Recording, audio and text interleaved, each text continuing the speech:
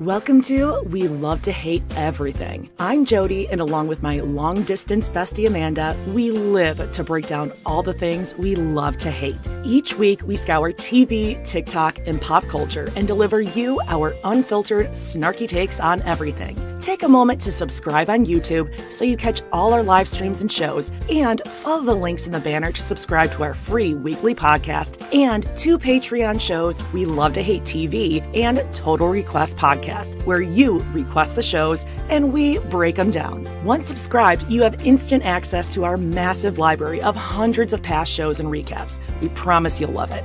And listen, we're all friends here, so let us hear from you in the comments. We love getting to know you, and we hope you enjoy the show. All right, let's go.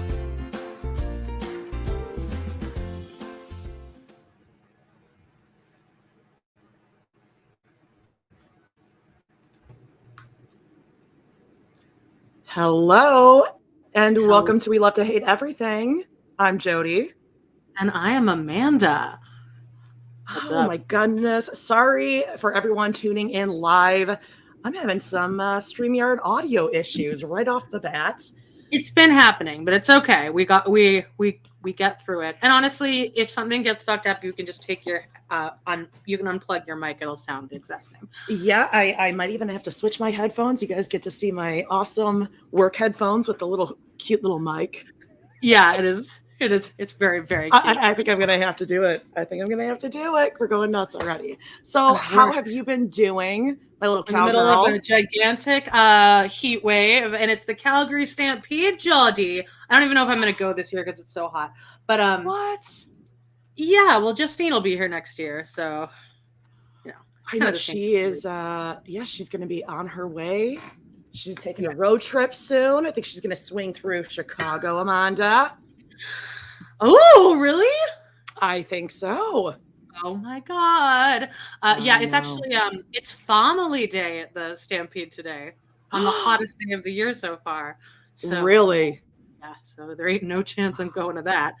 But yeah, that's it. And I had a little nervous breakdown because you were a couple minutes late, and I was like, she did say she was doing this, right? Was I supposed to have a guest? And then I'm like, do I just do this by myself? Oh no, I'm doing it. And as a matter of fact, I need to switch my sound because StreamYard doesn't like me. I'm sorry. I'm trying everything. Amanda and I have been having this issue this last week. So tap dance for a little bit, if you would. Well, what are you doing here? How long are you going to be going? I'm just switching, 30 seconds. Oh, okay. I can do that. All right. Well, hello, everyone. Let me see who's here. We got a lot of people today. Much easier time, I know. We got a lot of our regulars. Mama Squirrel. We got an Amber. We got Holly, Jeshua, Billy. Afternoon, Sandy says. I wish it was afternoon. And there's a really funny somebody has their name as Christine's Tattoo. So I like that. Christine's feeling her best life. We got some Sister Wives news this week, but we'll get to all of that later. And let me just tell you what we have going on here. We have this week Sister Wives season 7 episode 4 Vegas surprise. Looking good, Jodie. Oh no, I can't hear you. Can you really not? Okay. Can everyone else hear you? Oh my gosh, what is going on? Just take your headphones out. All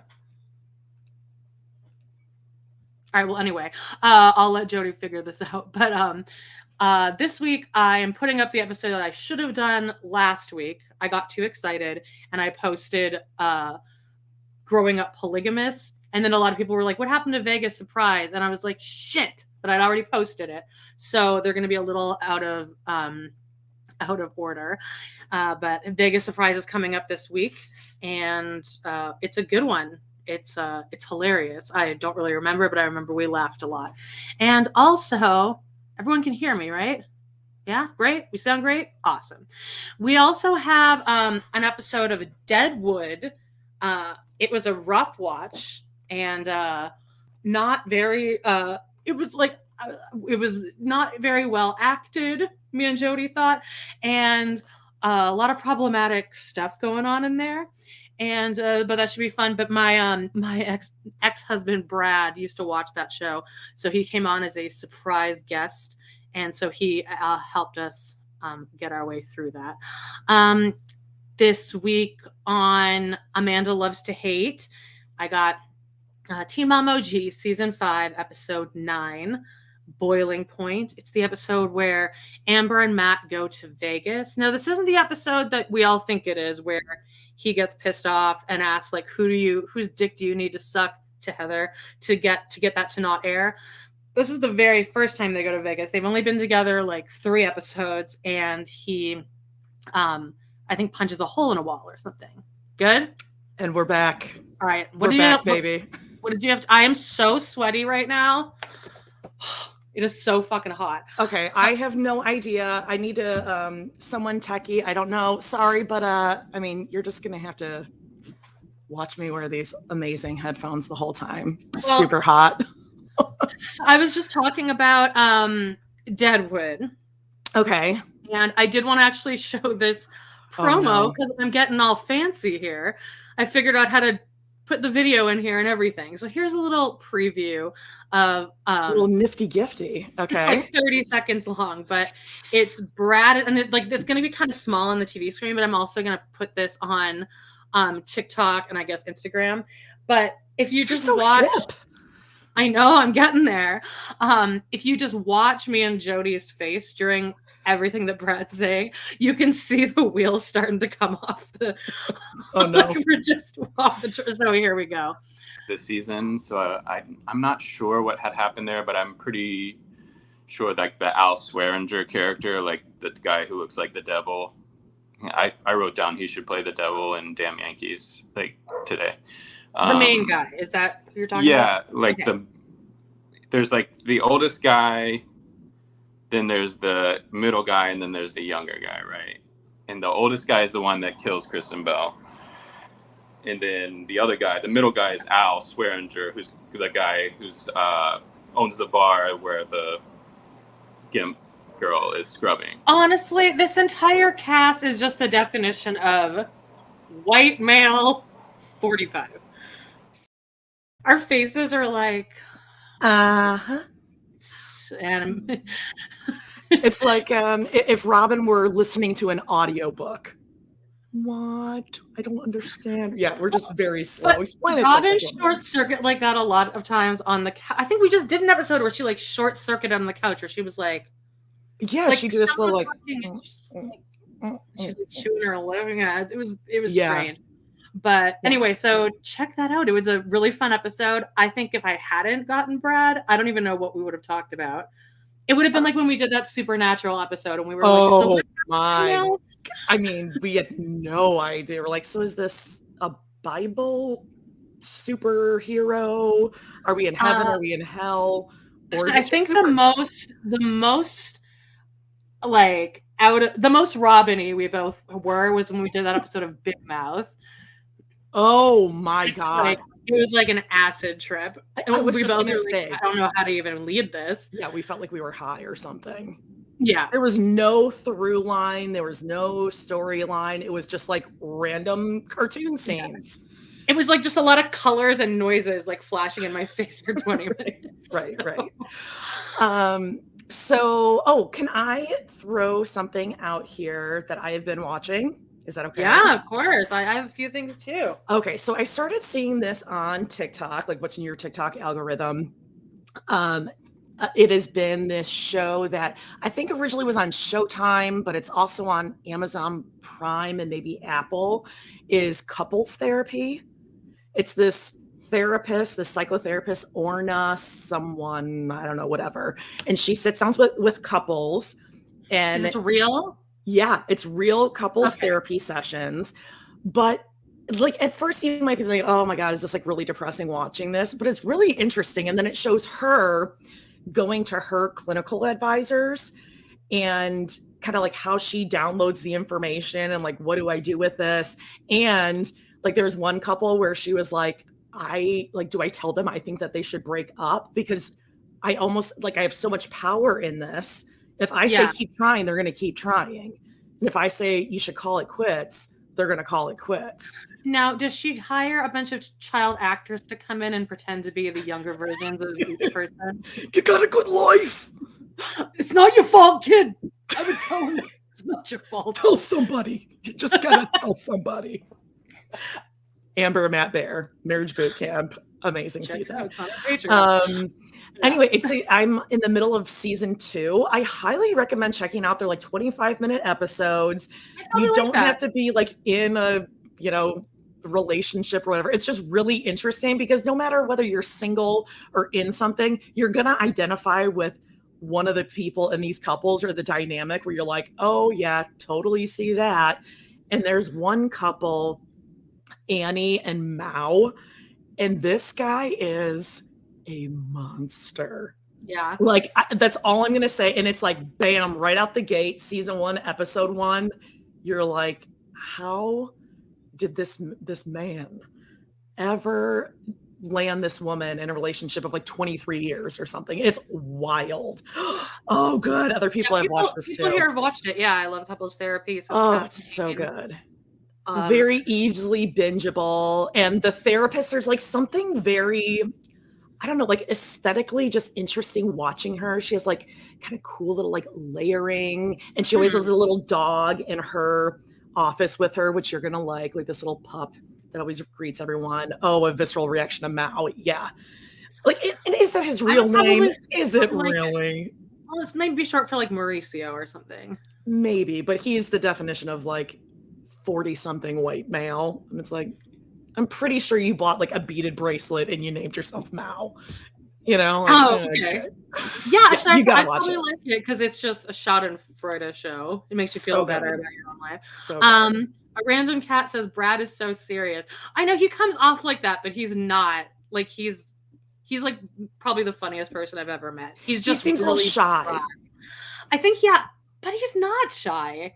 Oh, okay. It's weird, but he did go into StreamYard beforehand to like make sure his lighting was good and everything. Oh. So like I think he's so passionate about shows that he likes. But yeah, and then I come in and shit all over him. Well, I mean, we both were. Sorry. Sorry, but that was horrible acting. Terrible. The guy who lost his voice, who somehow hit octaves higher than I can when I screech. Well, and then there's a character. What were we calling her? Flex Juliette Fingies. Lewis. Oh, sorry. Yeah, Flex Fingies. But yeah, it's Juliette Lewis and the other sisters / Quasimodo. And it was just so problematic. And I can't believe this is on TV. Like, I understand that people like with that kind of affectation do exist, but like it was inappropriate. Like, right. Or maybe have someone who's differently able to play that part or something. Yeah. But when you have I don't think that could air now. I don't think they could write. And I think I said in the episode, she was probably getting like SAG minimum for that too. Terrible. Oh, so bad. But it was a rough watch, and like it ends pretty. It's a slow burn. Very slow. And then lesbian boobs. Got some boobies. Oh yeah, we did. We get some boobs. Little boobs, and we talked about the cuddling. Hot. Well, we're gonna not talk like about hot lesbian cuddling, like. Get off. In the heat of summer, like in the Wild West bed. We're gonna talk about some even grosser lesbian cuddling when we talk about And Just Like That developed. Worst episode yet so far, hands down. Jen Stott is not recapping it anymore. Really? I was like, what? She's like, it's just so bad. I'm like, but that's why it's so interesting. I need someone to talk about this. Yeah. Okay, so yeah, I'll watch couples therapy. I want to far fewer dicks and boobs than usual in that episode. Okay. All right. Well, I'm not going to keep watching it at all. Now I want to do an update on, because it's the gift that keeps on giving. Miranda Sings. I thought you were going to say Gary Graham's, but okay. Miranda Sings. No, instead of Gary's Graham this week, we're going to look at food from the Calgary Stampede, because they always have like crazy food. And that'll be a great transition into our Canada Condi. Oh, see, it's as if we even planned this. I usually start planning my list and adding the pictures at like 9:00 in the morning, like an hour before we start. I'll set my alarm for 8, and then I move it to 8:30, and then I'm like, I can probably just get up at 9. Yeah. Yeah. Okay. So Miranda Sings. Okay. So where there was that apology video with her weird little tiny bony tiny. Oh, my weird old tiny back. Right. I'm so little. But so then somebody released this video. I mean, a lot more stories are coming out just of how she's like, you know, grooming kids and stuff, and just like her show being so inappropriate. But so there was this video that came out of her dancing. It's the finale of the show, apparently, of single ladies in blackface. Okay, I will say from what I read up on this, and Nick has seen the show too. It is out of context, and it's like I would compare her comedy as like her interest comedy. Her interests are comedy. I would compare it to like It's Always Sunny in Philadelphia, where they can get away with doing these insane things because we're watching for ignorant ass people, like, you know, do all this stupid stuff. So they kind of can get away with stuff other TV shows can't. So in her act, she sings Defying Gravity first, and she does it with her face painted green. Hold on. Then have you seen that? Because that is another controversy. I don't know if you know about this. Oh, no. Okay, well, let me finish. Yeah. Or do you want to? Okay, well, anyway, no, so then she does Defying Gravity in like green face, and I think she does it on stage, so it's just kind of like really shittily put on. It's like patchy, I think, from what I've seen of the video. And then it goes into like, it's a medley of songs, and it goes into Single Ladies. So the green face is still on, so it's kind of commenting on, look how stupid this Miranda is for doing that. So I kind of get that. It's not pulled off very well, obviously, but no. What were you going to say? Well, this is actually a perfect question, because you just said that you saw the video of her performing. I saw just the Single Ladies part. Okay. They don't show the Wicked part. That's the whole thing, is that people are like, oh, really? Okay, well, weird that there's no video of her ever performing Defying Gravity in green face. Like, people are saying she made that up because no one recollects that or has seen that. But I think that people have to put their phones in a yonder bag when they go to her concerts. So that's probably why there's not a lot of footage. But they have footage of everything else, and her team doesn't have footage of anything. Come on. I don't know. I can see why that bit would be seen as funny, especially like 10 years ago or wherever. Like I can see this being like, this is a funny concept, because then it looks like she's doing blackface. But I'm just saying that some people have said that never happened. That she said, I was being alphaba, but she was never alphaba. I don't know. I have no idea. She needs to just like calm down. Like, her stop team, doing videos. Her PR has not said anything. It's just her. I think they said that. That's the most recent thing they said, is explaining the Defying Gravity thing. Just happened there. Oh, Latrice opened the door. So yeah, it's not great, and she just needs to like stop talking about it and addressing it, and just kind of quietly doing her concerts, I guess. Well, this begs the question, can she come back from this? Because she did just do her first cancellation of a show. Is there a bounce back from this, or is she canceled officially? I mean, I don't know. It's pretty hard. I mean, with other kids, people have bounced back, but it's not with minors, right? Yeah, I don't think so. Like Louis C.K., that's different, because it's very different than like a woman giving her tentative consent to like, go ahead. Right. That's different than listen, not that it's like okay with an adult, but I mean, we're talking like anything with anyone underage. It's pretty hard to forget about and forgive. And it seems like her team should have known this way earlier on. But again, she was popular in 2014, which is a very big difference. Right. And what you can get away with. And I know Trisha Paytas, who was doing the new podcast with her. I saw that, yeah. Yeah, she quit and like made a statement that she doesn't condone any of this kind of stuff, because she's also been heard and reported to be saying some pretty racist things. You know, like she didn't want any people of color in her shows because she thought it would stand out and people be paying more attention to them. Oh, I saw a TikTok about that. Because now, everything comes up on the TikTok, but some of these, they only have like 10 views. So not that it makes it less true, but you know what I'm saying? Yeah, no, it's not great. Jay Schwa says, nope, she's done. Reverse the roles. A man could never hold open a teenager's legs on stage. Yeah, no. Yeah, absolutely. Yeah. Jeanette, hi. We're talking about Miranda Sings and her now blackface controversy. She still has 1 million fans though. Like but if she's saying that she canceled gigs, then I mean, obviously she's like listening to her. Yeah, I agree with Sandy here. She was DMing my underage son. Yeah, God's gonna need to she's like help her out on that one. Not okay. Him. I would never text with Charlie. Or even these random fans in talking about your marriage and your relationships and all that, even whether it's sexual or not. I mean, of course, if it's sexual, that's disgusting and horrible. She was asking them, like, have you lost your how far have you gone with a boy? How far have you gone with, like, how have you done this yet? How about just don't exchange numbers with anyone? I would say outside like a 10-year buffer range of your age is going to be weird. It's not great. So we'll see. I mean, things keep happening. So I guess we'll see what happens. Yeah. I wanted to say something really quickly just about Drag Race. I sent this video yesterday. Drag Race is about the All Stars 8 is about to finish their season. And it was the second to last episode on Friday, and they had all the drag queens. There's only 4 of them, but they had them. Oh no, 3 of them. There's only 3 of them. They were doing like a makeover challenge with like 3 like masculine lesbians.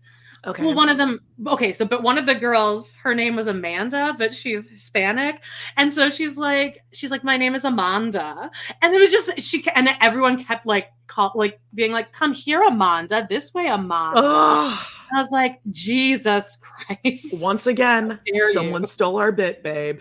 Yep. I said, beat your face first. Yep. I said, Build-A-Bear shoes first. And he also said, so tiny sleeveys. Yeah. And then Saturday Night Live. Yep. That's right.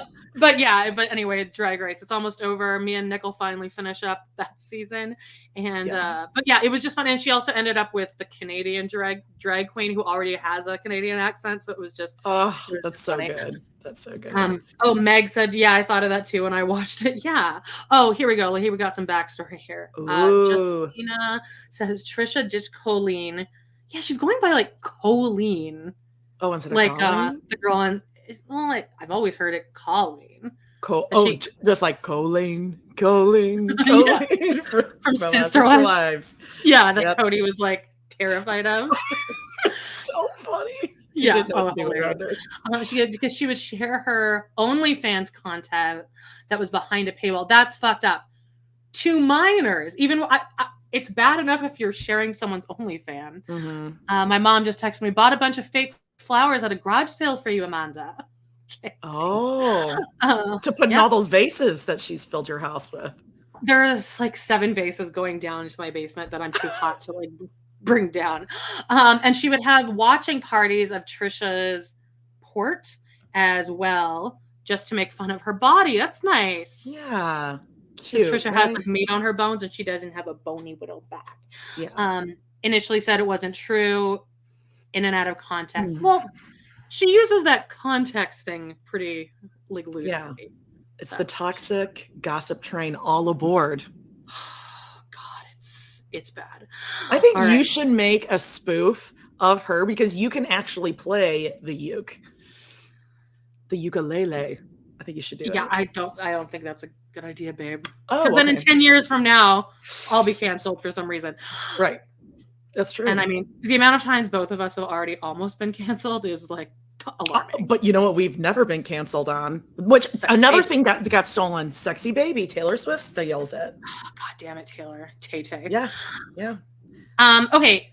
I want to talk about Claim to Fame. Now, do you know anything about this? I've heard about this. I've heard about this. Paige talks about it a lot, my daughter. Okay, is she watching it? She's coming home today from her dad, so I'll ask if she's caught up on it. But I heard about the Tom Hanks's niece who probably, Oh my God. he probably doesn't even know she So exists. But funny. So funny. It's actually like a very entertaining show. okay. The first season already aired, never heard anything about it. And then I watched a little bit of that season. Oh, you did? Okay. Yeah, I never Mhm. heard of this until I saw that Tom Hanks thing. But like, was that real? Like, What is do you she mean, is that actually real? is Yeah, these are actual relatives. I know, but do you think that meltdown was real? Yeah. I mean, think it she would have probably had ran to into be. rating. I mean, I'm sure they're following after her going like, oh, what are you feeling right now? What's going on? What are you thinking in your head? And say it out loud. And she's probably like, get away from me. I'm embarrassed. And she's having to voice everything she's thinking and saying. But God, like, can you imagine? And in like Tom Hanks is your uncle or whatever. And like, this is the representation you're doing of him. Like, well, you know, he was like, God damn it, girl. Yeah, I know, but you don't like Tom Hanks. I like Tom Hanks. You're always trying to get him canceled. No, I don't like Rita Wilson. Oh, here we go. Here's some clarification. That chick is actually Rita Wilson's niece. That was my next note. Thank you. I think I accidentally deleted it. That's the funniest part is that she's not even related to. How much does that suck for Rita Wilson that her claim to fame celebrity isn't even Rita Wilson? It's well, Tom Hanks. Rita Wilson, I don't know. She's got a reputation of not being a very nice person. She gives me Mary Brown vibes. Oh, totally. Right? Totally. Just the energy. And she kind of looks like her too. Although I really liked her in Sleepless in Seattle. Really liked her. But I was going to say Tom Hanks, I think he's got bigger things to worry about with his son Chet, who also goes on like TikTok rants and stuff. So I think this chick is not even on his radar. No, but speaking of claim to fame, I sent this to the group chat. It got 0, and no one even like acknowledged it. Now, okay, so the idea behind this show is that you're supposed to hide who's your celebrity person. So you're lying the whole time, kind of, and people have to try to guess. Right. Then this guy comes on, and I'm like, okay, well, like, who the fuck are we kidding here? I mean, you know, it's obviously Donny Osmond's son. Look at this fucking guy. Okay. Yeah, like Donny Osmond's face. Yeah. People are also guessing John Mayer, but like, okay, it's obviously Donny Osmond. John Mayer, this guy, 30-something, although John Mayer's probably older now, but like 30-something male. Yeah, right? And also like the celebrities should not be able to give their real first name, because you can easily just like look them up. Wait, what do you mean? Like, because this guy's name is Chris. So I was like, that's Donny. So I can look up on Google, like, who are Donny Osmond's sons. Well, I'm sure they don't have access to phones and TVs and stuff. I'm sure. Yeah, that's true. Also, nobody's guessing him because all the celebrities on there are like 20. I was gonna say it's not their genre of people. Now, if this guy walks into the room, aren't you gonna be like in a Technicolor dream coat? Hey, listen, I told you. When I saw Joseph, if you will, pretty sure at the end when he was flying, I think we made eye contact. He flies? Sure. You saw Donny. He rose up wearing the jacket. Wow. Or at least in my mind, he did.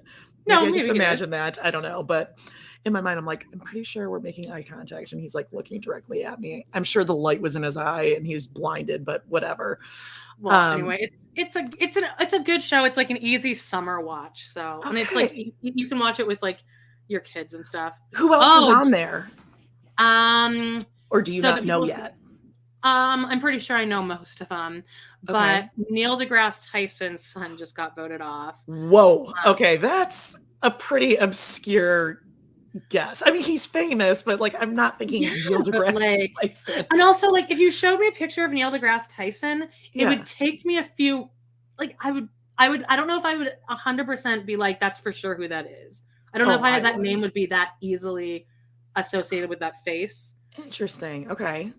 I know Mike Mitchell from Doughboys hates Neil deGrasse Tyson because he was saying that because when Footballgate happened, like Mitch loves Tom Brady. So Neil deGrasse Tyson was talking about how like he definitely did, deflate the ball and everything. So Mitch hates him now. Let's go baseball. Miss Mini Cat says, I met Donnie and his son like 8 years ago. Can confirm his son is his mini me. Yeah, I think he has a few sons actually. So no, one of the Mormons, you know. Yeah. It's a line from Chicago. I didn't make that up. Okay. Next, also, Cruel Summer. I don't know why you're not watching it. I need to watch that. I know You Julie do. wants to It's watch it with me, good. so we're gonna watch it. It's pretty. I mean, it's bingeable, so it's Okay. probably good if you're like waiting to the end. But it's getting good. More things are being revealed, and Okay. it's me and Julie keep talking about it, and it's weird because the main boy, like the heartthrob, is Okay. like pretty busted. Yeah. I feel like a lot of the hot guys now, they're all kind of busted. This Like, guy's who's the really one scrawny. dude? He's got like Yeah, it's the scrawny, weird, like dorky dweeby face that are hot, which I guess is a good thing for guys. I mean, it's definitely not that way for women. God forbid you're not perfect. No. Adam Driver, perfect example of that. A busted. But Yeah, everyone but he thinks at he's least has super like sexy. he's his talent is sexy, and Adam Driver at least has like a banging bod. Ew, Like I feel like he could pick me up. Yeah. Oh, I feel like he's got a lot of like beauty marks. Like he's got a beauty mark that he bod. should I can just like that he feel should be it. like they should be checked Oh, out. he needs to go for yearly skin exam for sure. What was I gonna say? Oh, I was just pulling up my notes for And Just Like That. Oh, okay, now I still got so a few ready. more things here. Yeah. I watched okay, I have a picture of it. Doesn't really matter. Oh, but I watched the movie To Dear Evan Hansen. That was you? That was on something that we share. And I was like, it's gotta be Paige, but I was wondering because she hates that movie. She hates Ben Plath or whatever his name is. No, I don't hate the movie at all. I love the show, but it got so much hate before it even came out because everyone was like saying that he's too old and it's a nepo baby type thing, which is true and true. Didn't really bother me though. He looked young.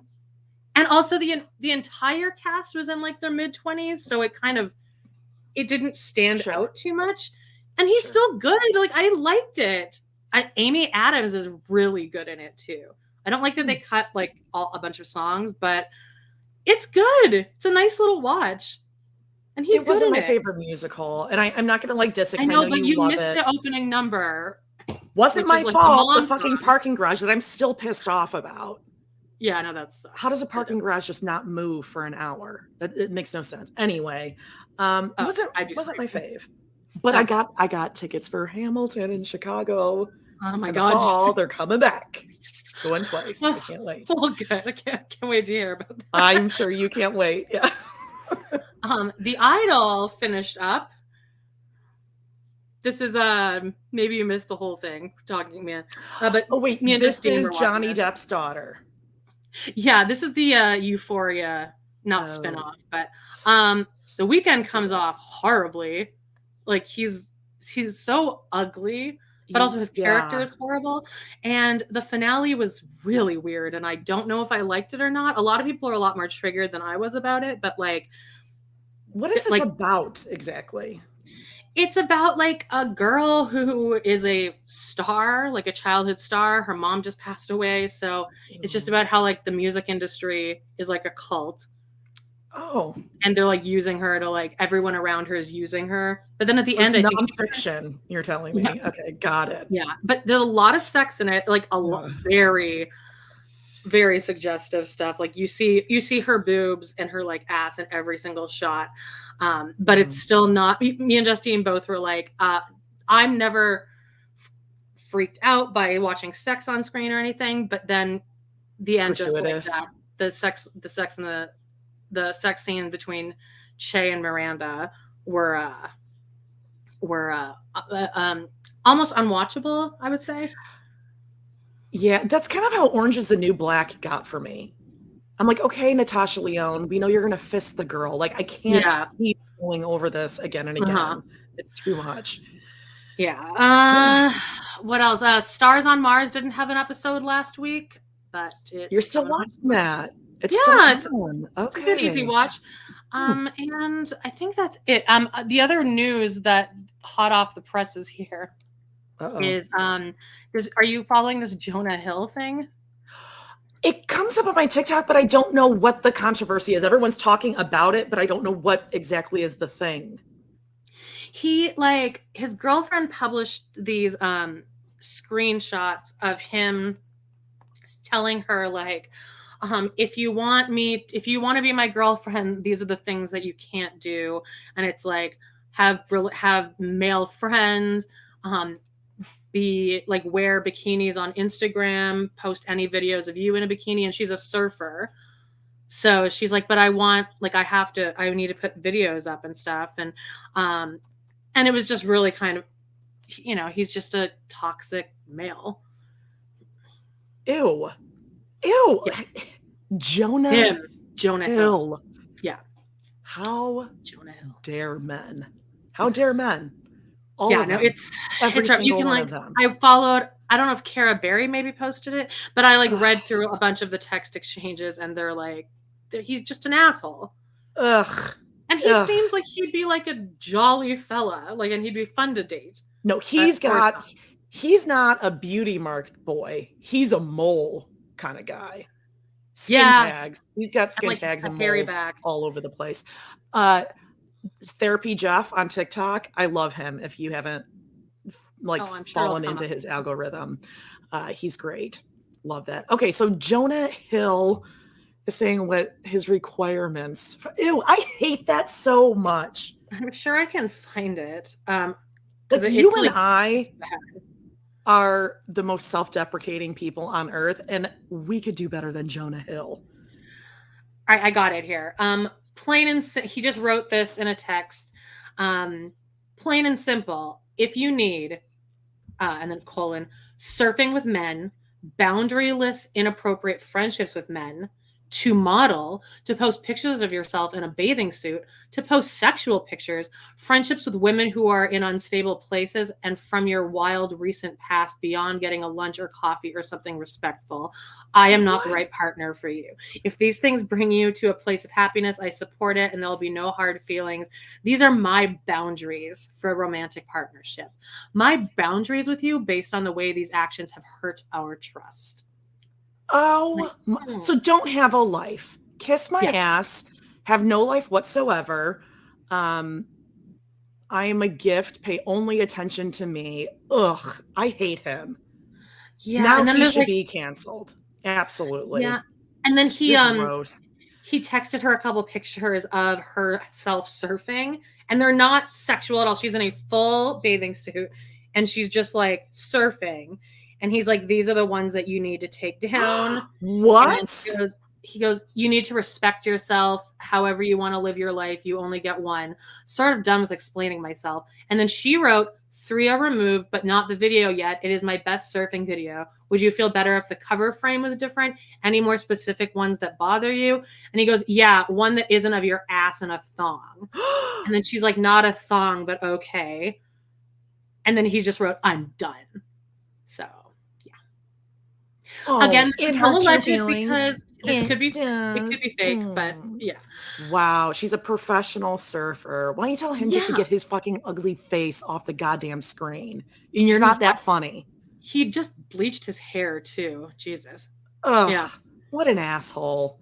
Yeah, no, it's what an ass. It's fucking stupid. Men are terrible. They really are. I know.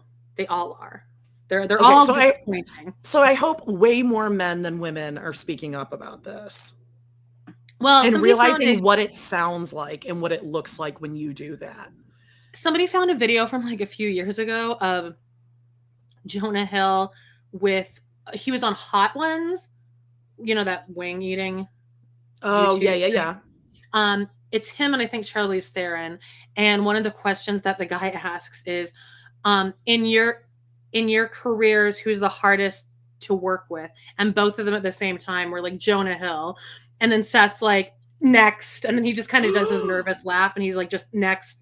That's all we're going to say about that. Wow. And this is his his like muse, because he wrote Superbad for himself and then he was too old to be the Seth part, so then he gave it to Jonah Hill. So yeah, I know we've said this time again, but is it called Yearbook? Seth Rogen's autobiography? yeah, see, So I haven't good. really listened to it because I keep falling asleep during it. Audiobooks I listen to. Justine loved it. So good. Read it. No, or I've listen to heard it. It's parts amazing. of it. I need to sit down and act. Molly Shannon's is really good too. It's a little more. I think I read hers too. Yeah. Let me try to picture of Jonah Hill, blonde hair, bleach hair. Didn't we go through that with Eminem? No, I found We've it. been there in the 90s. It's better than I thought it was going to be. It's pretty bad. Oh no. Oh my god, he looks really stupid. Okay. Oh, here's a sexy one. He's being sexy in this one. Let's do that one. Oh yeah, I love Seth Rogen. Jonah Hill wishes. Absolutely. I love Seth Rogen. Like, oh, I do too. All right, okay, Catherine says she bets that he has a tiny penis. What do we think about Seth Rogen? And yeah, Jonah Hill, I feel like it's short and stubby. Yeah, well, I don't know though. Because we were talking about that theory about like how men with bigger nose, the bigger the nose, the bigger the penis. And I was like, does he have a big nose though? Jonah, I mean, it's not a small nose. Yeah. I mean, I feel like Adam Driver is like hung like a fucking horse. But here, I can see that, but he's like tall and shit. All right, get ready. Your seat's about to get flooded. Ew! It's way worse than I thought. He's being sexy, John. Ew, I was imagining like a short, like a buzz. Like he took it down to like a 3. Ooh, that's bad. It's long. It reminds me of... Well, he also has long hair in a couple. Let me see if I can pull... Ew, no, it reminds me of... what do they call him? Gummy Bear? Brandon Davis or whatever his name was? Gross. That was disgusting. That guy is telling a professional surfer... You need to cover up. I'm like, what? Oh, gross. And he disapproves. Oh, really? Ew. It's not letting me pull any other pictures because they're the wrong. Oh, good. Ugh. But anyway, he also, in a lot of the pictures, you can look it up yourself. He has a blonde beard and then like long Kody brown curls, like down to like here.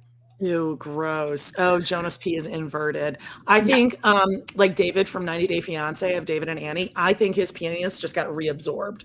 And I feel like Jonah Hill's is also reabsorbed. Laura says he looks like Guy Fieri. Yeah, but he like wishes. He wishes.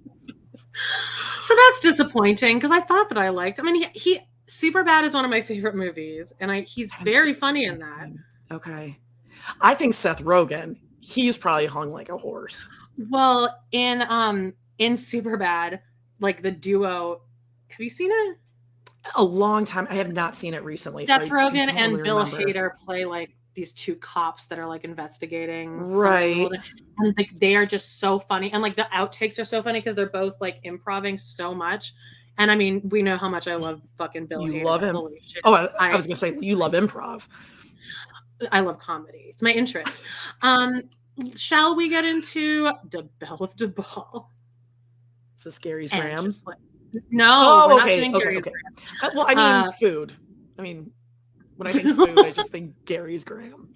Oh, wait, really quickly, did you watch any more of The Bear? I know you didn't, but I really want you to watch this Forks episode. I did watch the Forks episode. I told you this. You did? Yes. No, I thought you watched the very first episode of season 2. And I watched Forks. Okay, well, you should watch the Christmas one. I'm not watching. No, I'm not watching anymore. No, I watched 2. Awful. It's close. It's not a bad show. It's just not for me.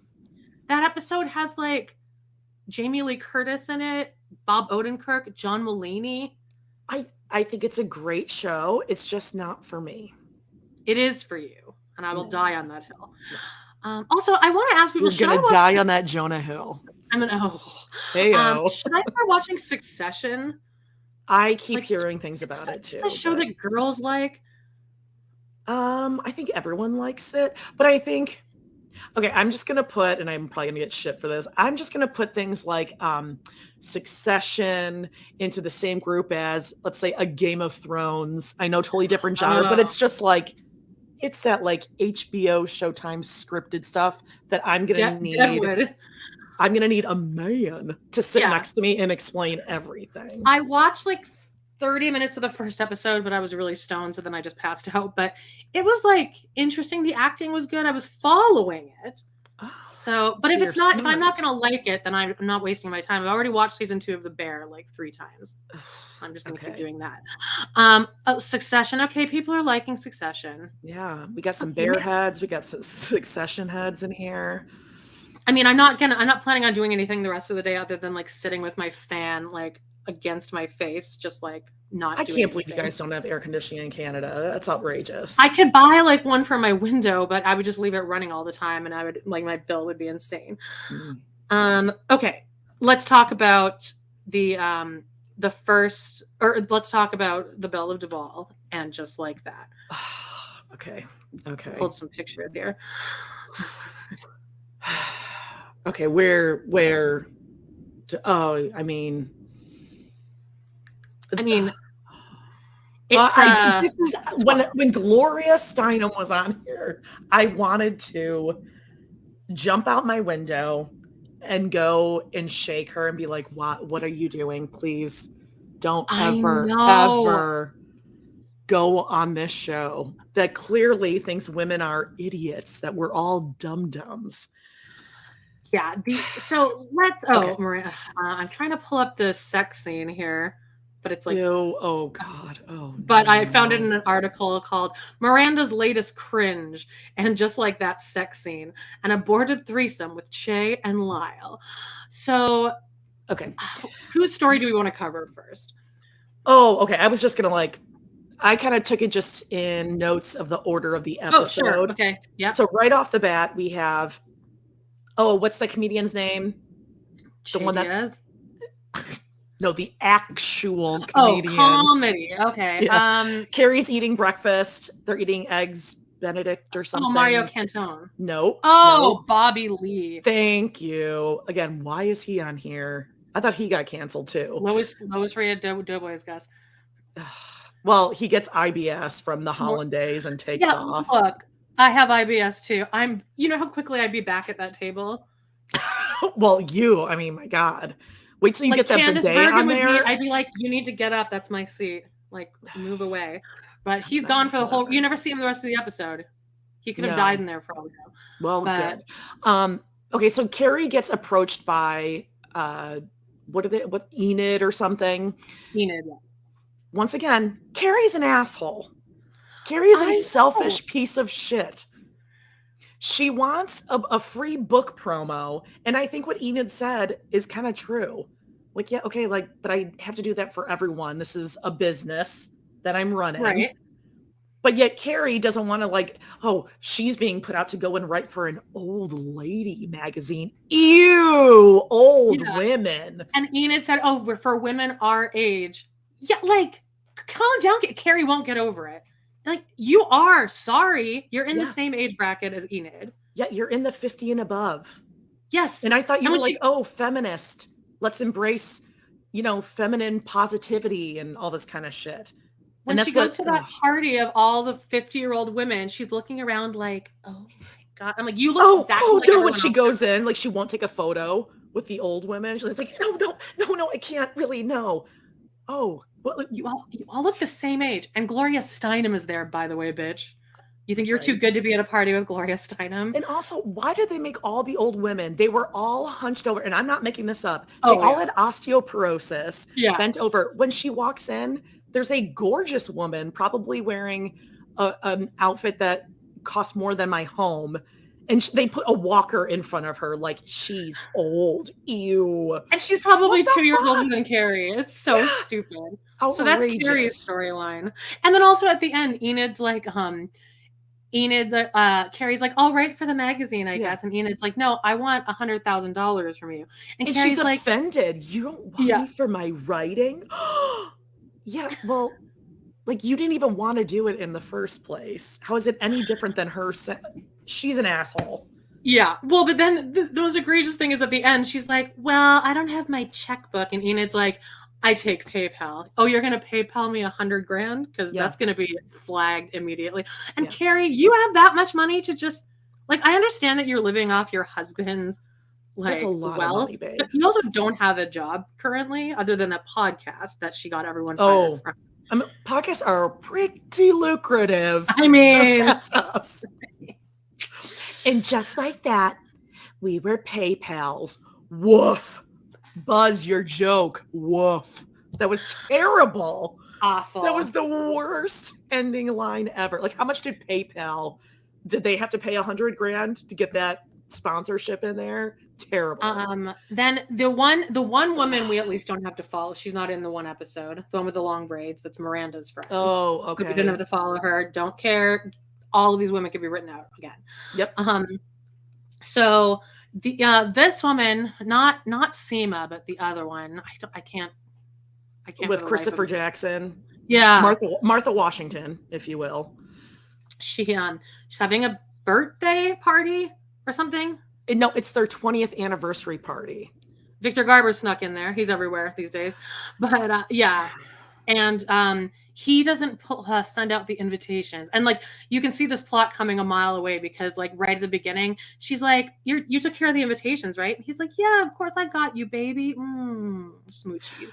If Like, you're clearly, spending probably $100,000 on this dinner, you're not sending an Evite.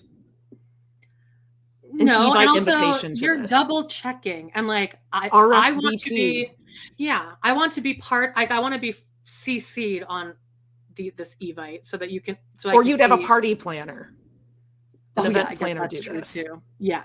It just made no sense. Yeah, you would either have like a paper invitation because you're bougie and do shit like that, or people would need to RSVP that they're coming. You just send an Evite and assume people are showing up. And also, if you're that rich and famous and or whatever, rich and connected, you'd be able to like quickly ring people up and be like, "Hey, come on down for some free surf and turf."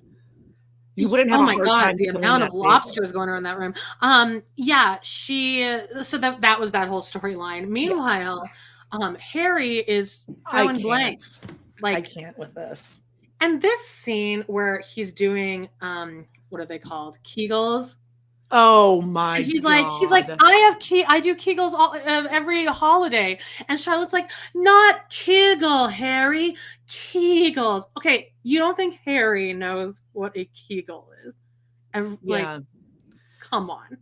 So they have this scene where she's like helping him work out his Kegels. I hate the little rhyme cheer she did, whatever that was. My turn. And then she's like grabbing his balls and like, then she's like, here, feel my vagina. And it's like, okay, like it's just them again, throwing in our faces. Like, look how comfortable this married couple is with each other. And these two actors have known each other forever.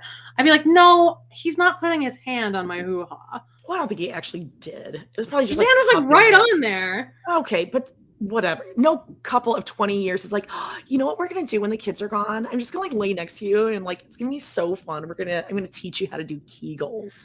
Like because the kids. Does he ever work? Is he retired? I don't know. He's a lawyer. He must still be working or doing freelance or something. But the kids are like gone and they're waving the bus away. And like Charlotte and Harry could not get out of there quick enough. They are so horny for each other. Oh, I mean, every couple. No, what every parent does is like, let's go to a bar. Let's go like out to eat. I'm going to go whatever, shit around at home. No one's like, oh my God, I've been so horny for you. And is this the first time these kids have ever been out of the house? I know. They're both sure like they go to camp 14, every 15. summer. Yeah. It's so stupid. It's terrible. And they live in a sprawling apartment. Like they can have sex. Yeah. And the kids are at school. Yeah, exactly. And then what is it? Like he stands up to jizz on her. Yeah, she's like, here, you can come on my tits or whatever. And he's like, oh, wow. And I'm like, this is like the once a year this is your thing. holiday thing. Yeah. Okay, like, calm down. So that's the whole storyline. Has she ever shown her boobs? Has Charlotte ever shown her boobs? Like twice. Okay. One was an accident and then one was like one boob. And I think she shows them in this episode, doesn't she? No, she's wearing a bra. Doesn't she show them in one of the episodes this season? I thought that was remember Miranda. thinking, No, Miranda always shows her tits though. Oh, I didn't know that. Okay. Oh yeah, Miranda was naked like that entire first episode. I forgot about that. Ooh, God. Yeah. So great. that's that whole story. And then they have this whole conversation about how like they would miss the cum. They would miss the cum. Oh, it's like jizz. And then all of a You like the sudden, jizz? I don't like the jizz. Charlotte's- Oh, well, because Charlotte's you're totally lesbian. fine. Yeah, That was Charlotte's kind of totally fine mean, by talking the about it. way. It was me, but then in that soon. scene, Miranda was kind of normal again. She was actually being like kind of Miranda-y. And the writing in that scene was almost like original Sex in the City. Like there was actually kind of a banter. I was like, Yeah. okay, here we go. Oh, you mean And then- Carrie could talk about things like jizz, where Yeah. last week she couldn't even say like vagina. Yeah, vaginal. She was up all night. suppository. How's she going to talk about vaginal health? But now she loves just talking about jizz, which begs the question, would you miss the jizz? Yeah, I think I would. Yeah, Like I like kind the of- feeling. I kind of agree with you. And I can't believe I'm like having this conversation with you, but I agree. I would like as far as like oral goes, I wouldn't. I prefer to not No.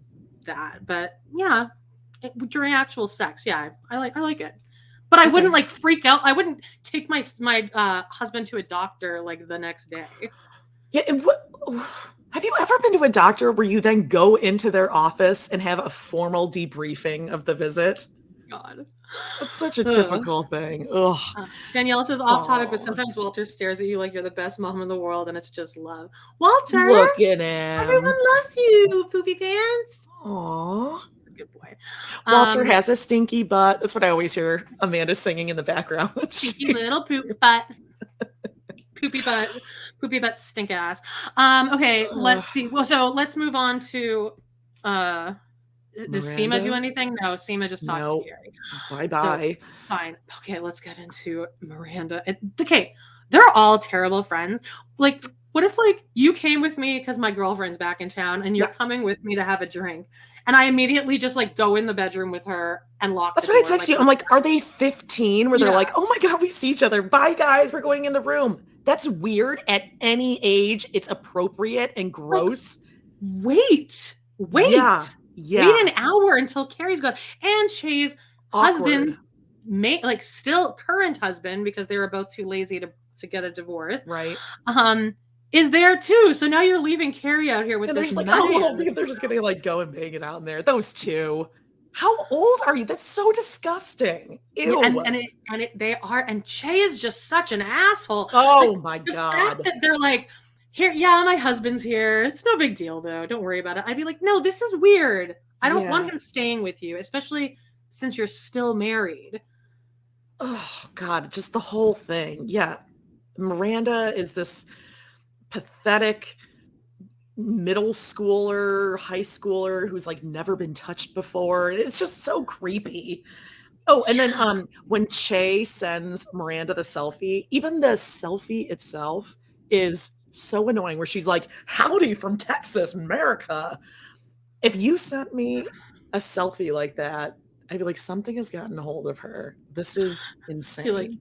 Like, or how drunk is she? Yeah. And then Steve was looking good though. Yeah, Steve Mhm. always looks good. Yeah. And then Brady. I thought his acting was pretty good, actually. The kid. Yeah, He's he's okay. he's an asshole though. Yeah, of course. Um, Of course, Miranda would. So that all happened. So now Carrie's gone, and they're all getting wasted, and I know that when I have like 6 glasses of red wine, all I want to do is fuck. I don't want to, yeah. vomit and then pass out. I want to lay in bed, and I want want to be in the middle of the bed. In the middle of a queen size bed. And so he Move. passes out on the bed, and This they was both fall creepy asleep. and predatory. This was awful. Yeah. I would break up with Che. Oh. I mean, there's so many reasons why before she should have broke up with Che. Sure. But Miranda would not be okay with this. So Che, and again, I'm not weird about sex or girl on girl like stuff like this. No. I'm like, I totally get turned No, on this by whole situation was uncomfortable. Whether it was Yeah. 3 dudes, 3 chicks, Che with whatever. her hand like right on her boob, and I was like, okay, we And get then it. down the pants, and like the camera lingered down there we get it. We know what's going on. We don't need to see it. And Miranda was like, boom, like she was right into it. Like the hand barely got down her pants. I would already have a red wine hangover by this time because they've been sleeping for like an hour or something now. So now when I wake up, I'm like parched. All I want to do is chug a gallon of water and pass out for 3 days. So also, this is dickish to her. Over there, I would have just rolled right off the bed and been like, nope, like rolled out, stood up, and been out of there. What if you're the husband? I'd be like, excuse me, this is completely inappropriate. Like, this is like really rude. Yeah, this is not hot at all. No, it's not. So then he rolls over and starts starts kissing on Che, and Che doesn't really even ask, are you okay with this? No. Che just, well, eventually she does when Miranda's like, wait, I don't know. I don't know the situation. I don't know if that went away with it. No, you're not even having a conversation at that point. You would have been standing up being like, what is going on? And like, look how jealous Miranda already is and how like insane she's been about this whole relationship. Like last year when she brought Che like donuts or chocolates or something and she was like freaking out and like having a meltdown. So there's no way Miranda would be okay with this, or she'd need a little more time to kind of process what was going on here. Yeah. And it doesn't stop because they have a relationship. They're married and they had a deep relationship. Out of any sort of insecurity you're going to have with someone, it's going to be with their ex. Yes. And they're trying to have this threesome, and it doesn't stop because Miranda's like, this is too weird for me. I'm uncomfortable with this. It stops because she's so old. Charlie horse. Okay, first of all, I did think it was kind of funny that Che and whatever his name is are like getting on, and she just is like, okay, and just like lays on top of Che, like, I'm in this too, guys. Like that, I think is kind of funny because that would be like me, like I wouldn't know what to do. I'd be like, okay. Well, I would leave. I'd be like, of course, this is not me. Oh no, I'm not into like a threesome sort of thing. But I'm just saying, like my time for doing all that stuff is past. Yeah. And Che, like, once Miranda kind of gives her consent to like this threesome happening, Che just immediately rolls over and rips this guy's pants down. It's like, so now I just have to immediately watch you give this guy head. Yeah, and I just feel like I don't think Che's the type that likes to do that. I don't know. Che doesn't have boundaries though, Jodie. Because Che's cool. Spirit. Yeah, they're free spirit, right? And also, Miranda, you don't have to scream that loud when you have a Charlie horse. Like we get it. I mean, it was so dramatic. Ow! Like, she was screaming like when you broke your ankle. I'm sure, like to that extent. And when you get a Charlie horse, you can stretch it out pretty easily. You just got to kind of stretch, walk around. Yeah. You don't need to like, and then Miranda's like, okay, well, I'll just go sleep on the couch that's busted. You two continue on in there. Yeah, and then Che comes out. Yeah, no. And so also, is someone going to fix the couch? Like put something underneath it or sleep on the floor. Yeah. That really annoyed me. No one's sleeping on that couch. Out and Che's like, I missed you though. Che's an actual psychopath, I think. Oh, 1,000%. Yeah. And like this guy's just gonna be cool with it in there. I'd be like, you get out. My girlfriend's now sleeping on the couch. You asshole. Move. You're so rich from this one pilot you did. Why don't you like spring for a hotel room for this guy? This one pilot. And okay, now if we're talking about that apartment in New York would go for what? Che's apartment. Oh, it's like in Manhattan. I don't know. So $5-6 grand a month. Okay, but they are shopping at IKEA. It's like, I'm so poor. I'm putting together IKEA furniture. But Jodie, you do realize that once you do one pilot of a sitcom, you're rich for life. You're set. You don't need to save that money for the next 3 years until you actually get another job. Well, Che is pretty talented. Yeah, those scenes were really funny. Hey, America, I'm Che Diaz. I'm non-binary. Yeah. So everyone here is agreeing. Yeah, Che is awful, and Sarah Ramirez is a great actor. Erica says, but Che ain't it for that. It's a horrible character. It's terrible. And it's like, I almost feel like Sarah Ramirez is just now leaning into it to spite all of us for not liking them in season 1, rather than going to the writers and saying, hey, can you make my like character like a little bit redeemable in some way? But every episode it gets worse and worse. Redeemable and somewhat believable. Like, we know this is a fictional storyline. This isn't real life. But if you're going to have a realistic fiction sort of show, you have to put some sort of realistic element to it. And there is nothing but asshole for Che's personality. There's they're terrible. They wouldn't even be friends with these women at all. Oh, no. These would be the women that Che would hate. But didn't this end last episode with them getting pissed at Miranda because Miranda went back to help her suicidal son? I thought they broke up then. Yeah, I thought they did too. And I would think that this would seal the deal in the breakup, but no. This threesome has somehow brought them closer together. Because Miranda's cool. She's cool with it. She's gotten over it. She can share Che with America. Yeah, and it's just and the two of them would never be together. They just Che and Miranda. Well, there's zero chemistry whatsoever. Right. Yeah. It makes no sense at all. And on my TikTok, I keep getting all these TikToks of scenes from original Sex and the City, and it's like depressing to watch because I'm like, Miranda used to be awesome. I think I said that last week too. But it just keeps coming up. And like all the acting was good back then. Yeah. What about just really quick to go back to the anniversary couple with the bitchy mother-in-law? I'm like, where are we going with this? Yeah, like it just keeps. Know. Okay, we get it. She's a monster, but like, and now what? It's just scene filler. I don't get it. I don't know. They need to. I'm hoping that they write out. Oh, God, I don't know. I guess I like Seema better than that one. I mean, I feel like everyone wants to kind of get away, right? This is your getaway show, just like a Real Housewives. I don't want to watch rich people being like, oh, and Cheers when the kids are away. You're a rich kid with or a rich couple with kids. Ugh, who wants to see that? Not entertaining. I'll be watching it every week, though. All right. All right, let's move on to instead of Gary's Graham, we're gonna do a little Calgary Stampede. Yes. Before we move into Sister Wives. I'm so excited. Okay.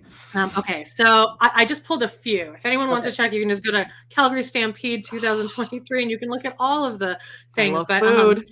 Let's do this. Every year they do on the website, they'll put like, look at these wacky, weird foods we're gonna have this year. So I picked some of my favorites. Okay. Y'all ready for this? Ew, no. Chicken burger. That's disgusting. Ready for something totally cool? Get ready for the Kool-Aid chicken burger. Juicy, tasty chicken goodness with a sweet cherry red glaze. Gross. Yeah, I don't like that at all. No, you're not going to like any of these. This is a poutine colossal onion. That looks delicious. This sounds interesting. Yeah, so it's like a bloomin' onion, but the amount of poutine, there's like a poutine stand in every... Because it's just like food trucks and food stands. Yum. Like okay, what's the description on this? This is our classic colossal onion smothered with traditional curd cheese and topped with our hot vegetarian poutine gravy. The hot poutine gravy melts the chunk of curd cheese, making for a delicious taste treat that can't be beat. Then there's that looks amazing. Christina would gobble it all up. That would be like first stop for me. Yum. I mean, but then you're walking around in the outdoors in the park the rest of the day. Yeah, don't care. That looks amazing. You don't have IBS. All right, this one looks disgusting. This is a sour apple caramel cookie. I mean, I'd try it. It's fine. I mean, the cookie looks delicious, and I do love a cookie with frosting on it. Sour? I don't know about that, but did you ever get those? I don't know if this was just Canada. There was like those green apple suckers that had caramel like over it. Those were good. Those are still around. Yeah, those are still popular. Okay, Fruit Loops funnel cake. Would you eat this? So it's just a funnel cake with Fruit Loops or Fruity Pebbles on top? Fruit Loops. Yeah, it's fine. I'd rather a plain funnel cake. I love a plain funnel cake. Yeah, crushed Fruit Loops, strawberries, condensed cereal milk, and whipped cream. Sure. Yes. Okay, we're getting to my two favorite ones. Okay. Right. Ew. Never. Like why? Why? Ew. Why is this? There's 2 neon hot dogs. One is dyed blue, and one is dyed like more of a bright shade of red. That blue is more Light like up a the teal, night. like a turquoise. It's called a neon dog. Like a Macy. Just gonna light up Chattanooga. Light it up teal, Light up the y'all. night with this unique, one-of-a-kind feast for the eyes. Hot dog! You've seen nothing like this before. Brighten your midway experience by trying the hand-dipped in bright blue and bright red hot dogs. Why? No one's That's asking. disgusting. That's a missed opportunity for them to use that. Remember when they had ketchup? When they would make like purple ketchup in the 80s, 90s? Yeah. Well, speaking of which, let's go. One of them I guess I didn't upload it, but it's there's tons of corn dogs at the Stampede, but there's a peanut butter pickle corn dog. So it's like a wiener with peanut butter and pickles wrapped around it and then dipped in like corn dog batter. I don't like that. I love a peanut butter and pickle sandwich, but I'm not, again, like, you're outside in the heat all day. That sounds like it's going to be hot, like a hot pickle. And there's not a ton of bathrooms at the Stampede. Like, I do love a pickle on a stick. Oh, yeah, That's I love delicious. pickles. Look at this thing. This is so foul. Like I like my mouth just watered, but like the vomity kind. Yeah. Ew. This is ketchup and mustard ice cream. You put ketchup and mustard on everything, but you certainly have not tried ketchup and mustard ice cream, infused and frozen together with high premium vanilla, among a few of our serious secrets. These adventurous summer treats are sure not to disappoint the real stampeding adventurous foodies out there. Tangy and delicious. These waffle cones dunked in your favorite, and then no. Like that's it really is like it's giving me gaggy vomit. That's so gross. Ew, there's gonna be some disgusting kids with that dripping down their face. Nasty. But Gary and Christina, they would have a blast at the Stampede. Add Christina Shirley.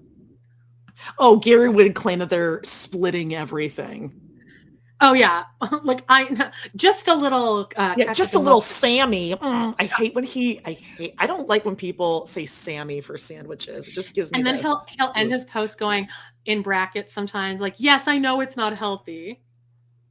Yeah, and none of us were accusing you of being healthy. There's some farm fresh cucumbers, Gary.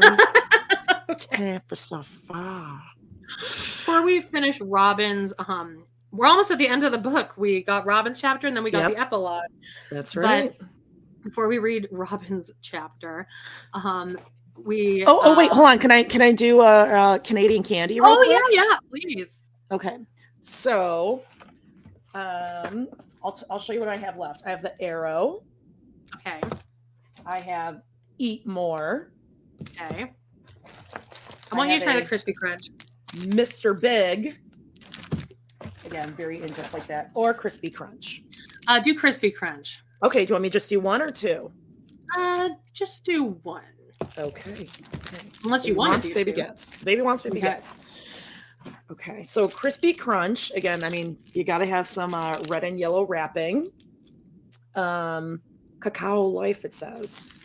And there's no description what it is. Okay. This is your favorite?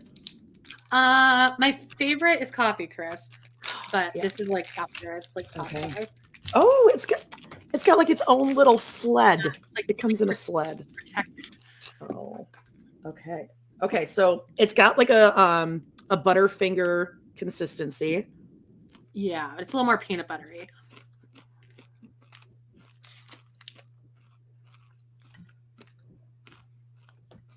Yeah. You like it? It's a Butterfinger with a mild peanut butter flavor in the middle. Yeah. I like this. This is like a very neutral, everyone would like it. Yeah, for sure. Yeah. It's very similar to what was the other one? Crunchy? No. Yeah, it's very similar to Crunchy. It's a thinner Crunchy. Yeah, because you can kind of like let it dissolve in your mouth a little bit. Yeah, Canada likes the like a dried condensed nougat, don't they? Yes. It's very Canadian. Okay. Do you want to do Sister Wives news? Nothing really happened other than Mary really feeling herself on 4th of July. She loves Americana. She does. She loves it. Like this camera should not be higher, and like the filter. Do we have the photo of Truly with Christine and the gang? Oh my god! No, I'm sure it's like on our. I won't be able to find it in time. But describe what's happening in it. I can try to tap dance for a second while I send it to myself here. Okay, so Truly is he's in a group photo with Christine and David Woolley and the crew, and Truly is a little clingy, maybe. She's hugging. She's really up in the personal space. I'm trying to upload it here. Yeah.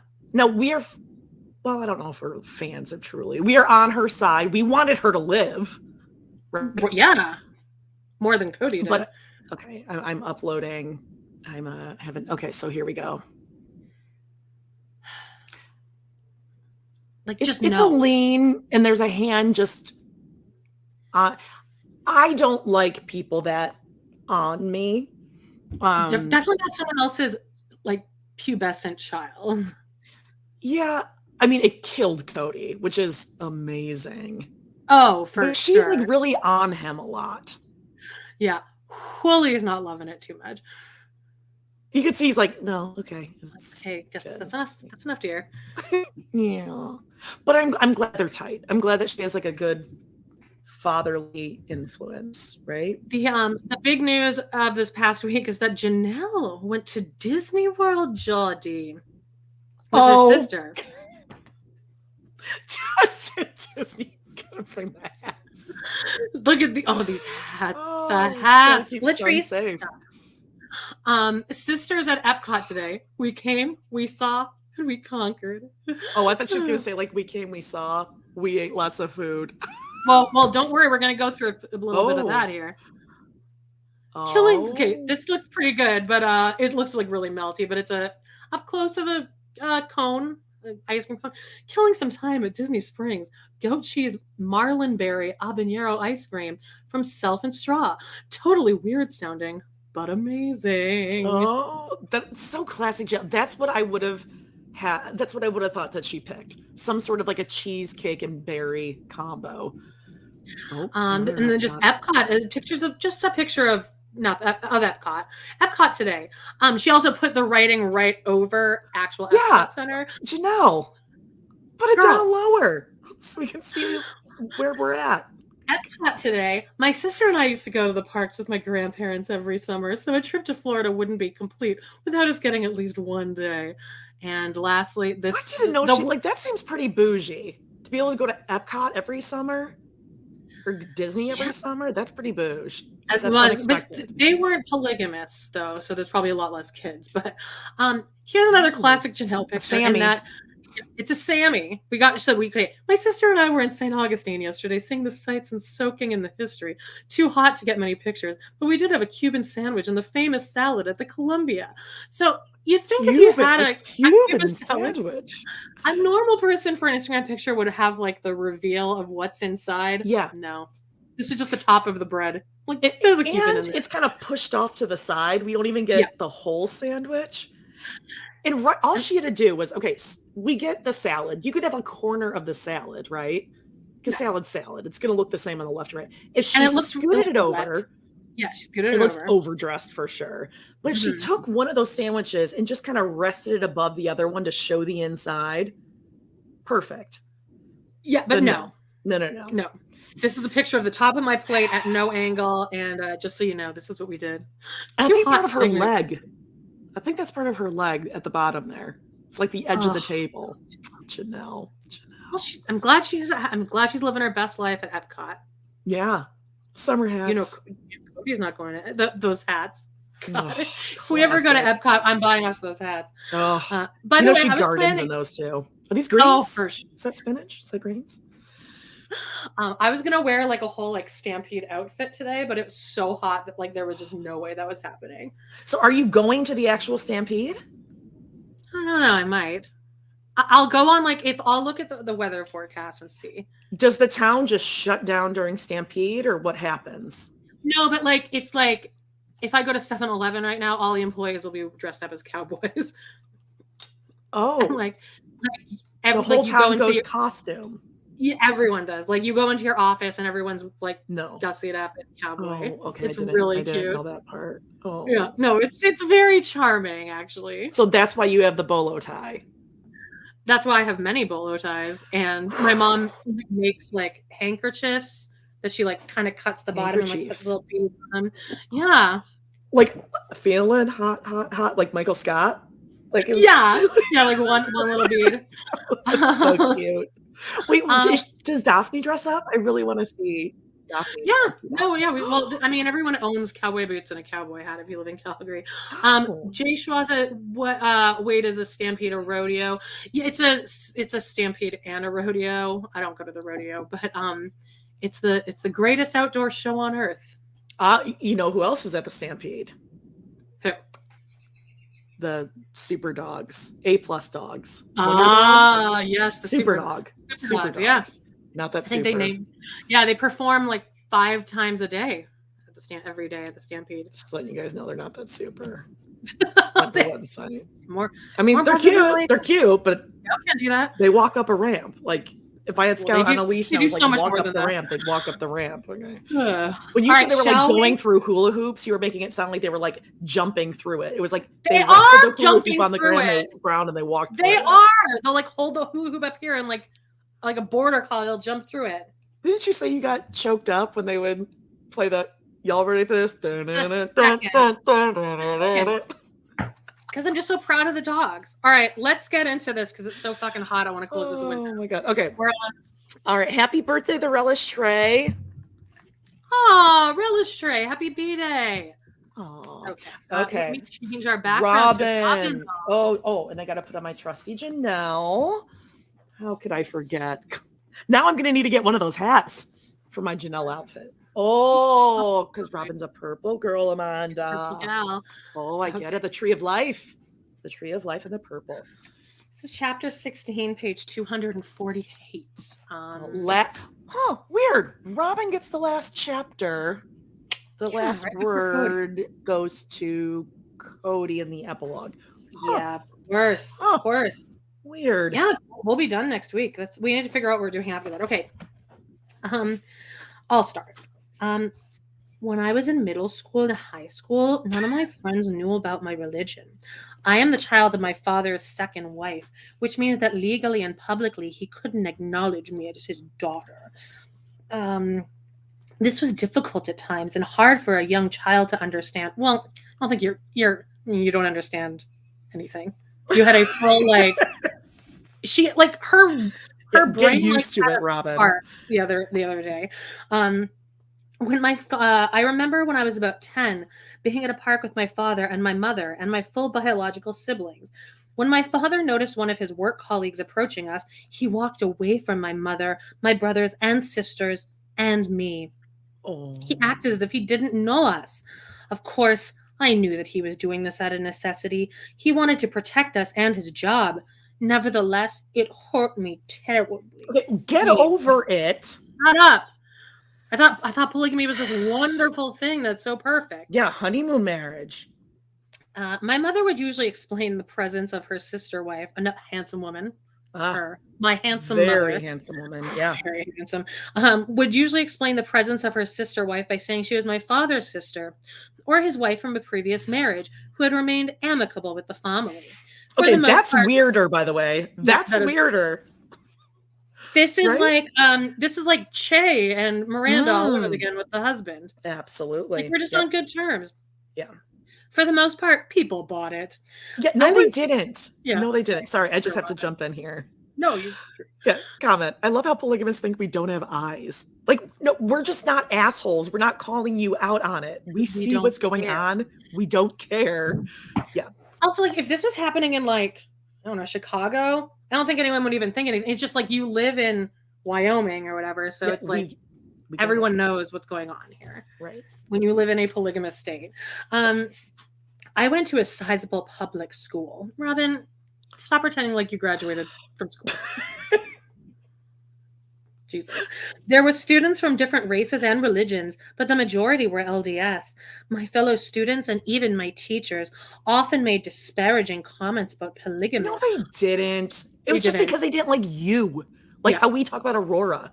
We're not talking about the Brown family. We don't like and also, her. if they were doing that, maybe they were trying to warn kids at an early age that polygamy is like evil and patriarchal and abusive. Yeah. Maybe there's that. They said we were background. Oh, wait, sorry. They said we were backward and wrong. They openly made fun of the polygamous families that lived in our county. The majority of these families were FLDS.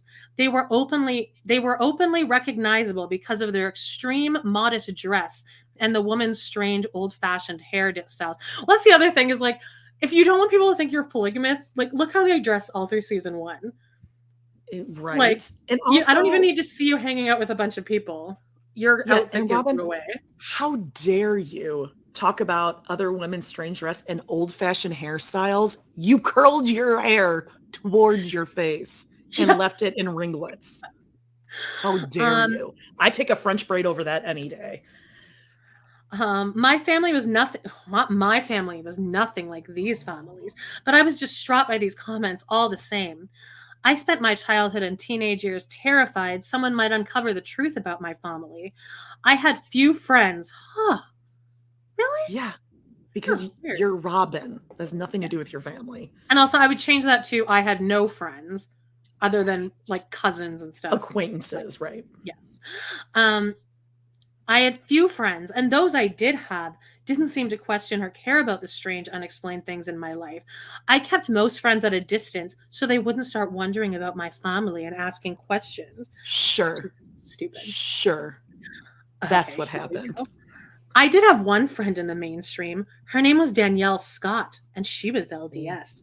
Danielle and I were best friends for many years. When we were in high school, I decided to tell her about my family. I was tired of hiding things from her. When I told Danielle that my family was polygamous and that I had 2 mothers, she began to cry. I thought you guys were the perfect LDS family, she said. This didn't happen. No, absolutely Danielle didn't seemed happen. like a total nerd. Yeah. Yeah. Or I think Danielle was Robyn's even stupider imaginary friend. No, I think Danielle was probably like a total like nerd dweeb, and like this was Robyn's only choice to have a friend is like, well, I guess the 2 of us will sit together at lunch. Yeah. Yeah. And I won't eat much lunch though because I have a very sensitive tongue. And Robyn was a controlling bitch of a friend, like one of those friends where if you go over to the house, like, oh, but you can't play with that because it's really special. My mom said that no one else can play with this. Oh, and if Danielle Smith got or Scott got a boyfriend, Robyn would be so jealous. Oh no, she's sinning. She's sinning. Well, and she'd be neglecting Robyn, so Robyn would take it personally. Yep. She was understandably confused. Most LDS followers condemn fundamentalism and polygamy. Suddenly, Danielle felt as if she didn't know me at all, and what she'd just learned about me made me morally wrong. When Danielle got over her initial shock, God, Danielle really had a while. Get over it, bitch. She probably didn't believe Robyn. She's like, oh, okay. Oh, okay. Yeah, liar. When she got over her initial shock, she began coming over to my house regularly.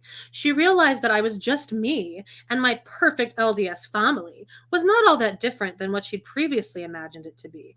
She grew close to my handsome mother and came to understand that the differences between our faith were not a big deal. We could be friends regardless of our beliefs. Okay, well, this is also really downplaying the way polygamy compares to just regular Mormonism. I think a lot of Mormons would have a big problem with her being like, it's the same. Yeah. It's not a big difference. Right. It's the same thing. We could be friends regardless of our belief. Over time, Danielle and I agreed to disagree about religion. This was a healthy development. We do try and stay away from the hot button topics with each other. Okay, well, good, because you're like 12. What are you like talking about Bible verses and stuff? Like, go braid each other's hair. Relax. God. This was a healthy development because I'm Robyn and I'm the perfect person to I have such great communication. She bridges gaps. Yep. This agreement had led to a completely open, safe, and sweet relationship between us, to which we can tell each other anything and everything. I like how she's speaking in present tense as if there's any possible way Danielle Scott and her still talk to each other. Right. Like, there's no way. Yeah. Right. I had been the first wife in my first marriage. Correction, you were the only wife. Right. Right. Well, she didn't have time in 9 years to find another one. They got divorced so quickly. Oh, she was just sitting there having babies that she didn't want to have and having sex she didn't want to have. And like he made her have a baby and then she threw down her ornament and it broke it. And she the ornament. All right. Although we were in the same church that I am in now, we never got to the stage in which we considered taking a second wife. My husband and I believed the principle, but things were too rocky between us to consider a plural marriage. Well, that didn't stop Kody. This means that during our marriage, we never really had to worry about how we looked to outsiders. So you weren't polygamists then. Right. You didn't want a second wife because you wanted to be in a monogamous relationship, which is what you did with Kody. We were a young couple with 3 young children. It was easy to pass as Mormon because that's all you were, was Mormon. Right. She is delusional. Yeah. When I started dating Kody, however, hiding the truth about my faith became trickier. When people asked me about the man I was dating, I didn't know what to tell them. Since Kody often visited me in St. George, acquaintances were aware that he had children. When they asked me how many, I never knew how to answer. Should I say 1 because that's how many he has from his only legal marriage? Another sticking it to Mary, really. Yep. Or should I admit the truth and say 13? I can only imagine what the reaction would have been if I said the man I was dating had 13 kids. Pass gas. She's such a fucking liar, Camille. I hate this. Oh, and also we know that Kody would visit you in St. George because remember the calendar? Yeah. Cody. Weird. Nothing else to do during the week. Dentist appointment one Wednesday, I think. Hiding who I am is not in my nature. It's always bothered me to have to lie about my beliefs, family, and lifestyle. It has me feel like a second-class citizen, Kody. In general, I'm quite honest and outgoing. Oh, you are? No, you aren't. Name one example, please, Robyn. Where you were, honest and outgoing. You would hide in your house with your kids and not let them interact with anyone. I have no problems talking about what is going on in my heart or in my head. Yeah, we know. Sadly, hiding my religion has been an unfortunate necessity. As much as I wish that I didn't have to lie about my faith, I wasn't entirely prepared to be as open as Kody hinted I might have to be if I chose to marry him. Oh, what a victim. She didn't know what she was getting into. Oh. When Kody first told me that he and my potential future sister wives were going to be on a television program, I dismissed it as a pipe dream. I didn't question him or challenge him because he's a man and I'm just a widow woman with my widow back. But I remember thinking, yeah, right, you're going to be on TV. Also, so funny. It has been debunked by so many of like her own family members saying, no, she knew. She'd heard that he was getting a show and she sought him out. And that's why they planned this wedding. And she looked pretty happy when she came down the hallway the first time in her white shirt. As our courtship progressed towards engagement, I realized that the television show, which had seemed like a huge fantasy, was in fact a reality. If I married Kody, I would be signing on for this show. Okay, so she's giving it away. She doesn't realize how stupid she is. She just kept saying it seemed like a pipe dream, a fantasy. So you're saying you wanted to do this. You dreamt of like your dreams come true. Yeah. Dumb. God. This gave me pause. It was very scary for me. I had been through an incredibly difficult marriage and divorce. Wasn't it like 6 years earlier, by the way? Or 6? Oh, no. It was very early on. What? Right? Her divorce? No, she was only Shira for like a year maybe. Oh, okay. I think. I had suffered through some tough times, and now I was being asked to open up about my lifestyle, perhaps endangering my kids and myself in the process. I didn't want this. Well, yeah, you did, because you just said it was a pipe dream and a fantasy, you idiot. If you cared about your kids so much, you wouldn't make them go on TV like this. I didn't need this. Well, actually you did, because you had no, what's that called? Job or money. Yeah, right. Yes. I just wanted to live a quiet and tranquil life. Sandy says it was 6 months. Oh, so hard. Such a long hardship. Yeah. I just wanted to live a quiet and tranquil life, happy with God and my family. But I love Kody and his family too much. I had asked God for a testimony that Kody and I shared a destiny, and I received this testimony. I wasn't turning back. While Kody and I were courting for 3 weeks, I went through a period where I turned to God and I asked him, "You seriously want me to be on a TV show? This is what you want for me?" It just seemed preposterous. I know that God guides my life, but he seemed to be leading me down a strange and dangerous path. Are you serious right now, God? You serious? You seriously want me to be on a TV show? I did consider not marrying Kody because of the show. Yeah, right. Yeah, right. You fucking liar. I was searching for stability and simplicity. Instead, I was hurtling toward a big, scary unknown. I remember being very concerned about the consequences we might face when our show aired. It would hit me some days how crazy going public was. Did I really want this kind of attention? Ultimately, my overwhelming love for Kody, for his family, and my testimony that I belonged in his family won out. If our destiny was meant being on a reality show, I was willing. When my sister wives told their families about the show, most of their relatives came to terms with the decision to go public as long as their own families were not dragged into the spotlight. My family, however, and my handsome woman mother were horrified by my decision. Really? Because your handsome mom and your stepdad seemed pretty damn happy to be at the opening of your show and your vagina. The opening of the vagina. Joe in Salt Lake City says, "It's not a lie if you believe it." That's right. Remember, Jerry. Are you there, God? It's me, Robyn. That's hilarious. They could not accept or understand this choice. They found it morally wrong and personally dangerous. Some of my family members think that the plural lifestyle is too sacred to show to public. They believe that what I'm doing is sacrilegious. I'm muddying the waters of something celestial and sensationalizing it. In addition to condemning the morality of my decision, most of my family was horrified by the attention they worried the show would bring to them. Hey, Robyn's family, no one cares about you that much, so don't worry about it. Yeah, I know. I fear that when I made my choice to participate in Sister Wives, I didn't realize the domino effect that would follow. Suddenly, my siblings' friends who knew me from growing up might realize that if I'm polygamist, then my brothers and sisters are too. Several of my siblings who are still in high school became very angry with me for outing them by proxy. I'd be pissed too. Yeah.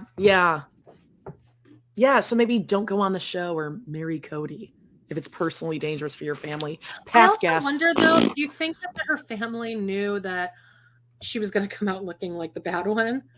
Oh, no. No. I think handsome woman and daddy, vagina daddy, I think they loved it.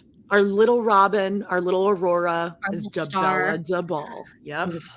Of all my relatives, my handsome mother struggled the most with my decision.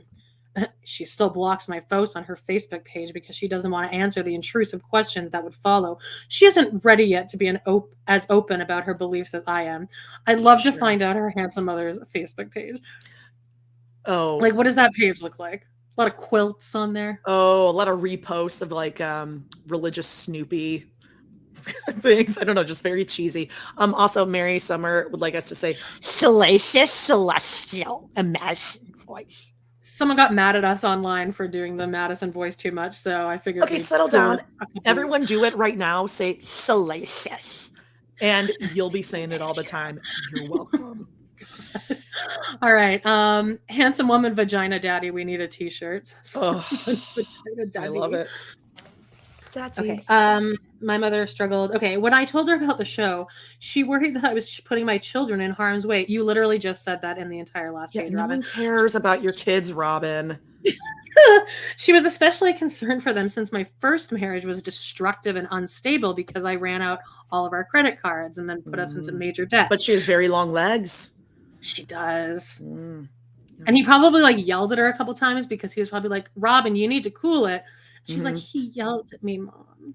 He got mad at me. He raised his voice at me. She felt like I was being irresponsible and not taking my children into consideration. This was very difficult for me to hear. I understood her concerns, but I also knew that I was bringing my children into the most wonderful family I'd ever seen and giving them the best father imaginable. Oh, right. Hey, well, do you remember when Kody tried to kill Truly? In 7 months, Truly's almost not going to be here. We won't remember her at all. It doesn't matter. Although my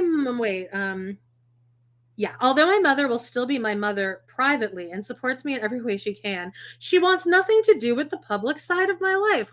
That's weird because I can definitely picture her being in several episodes. Yeah, and Robyn, please don't put anything but your mother and your private private parts. Too soon. Splash zone. We love each other, but there is a distance between us that pains me. My mother grew up LDS and converted to her faith when she was a young adult.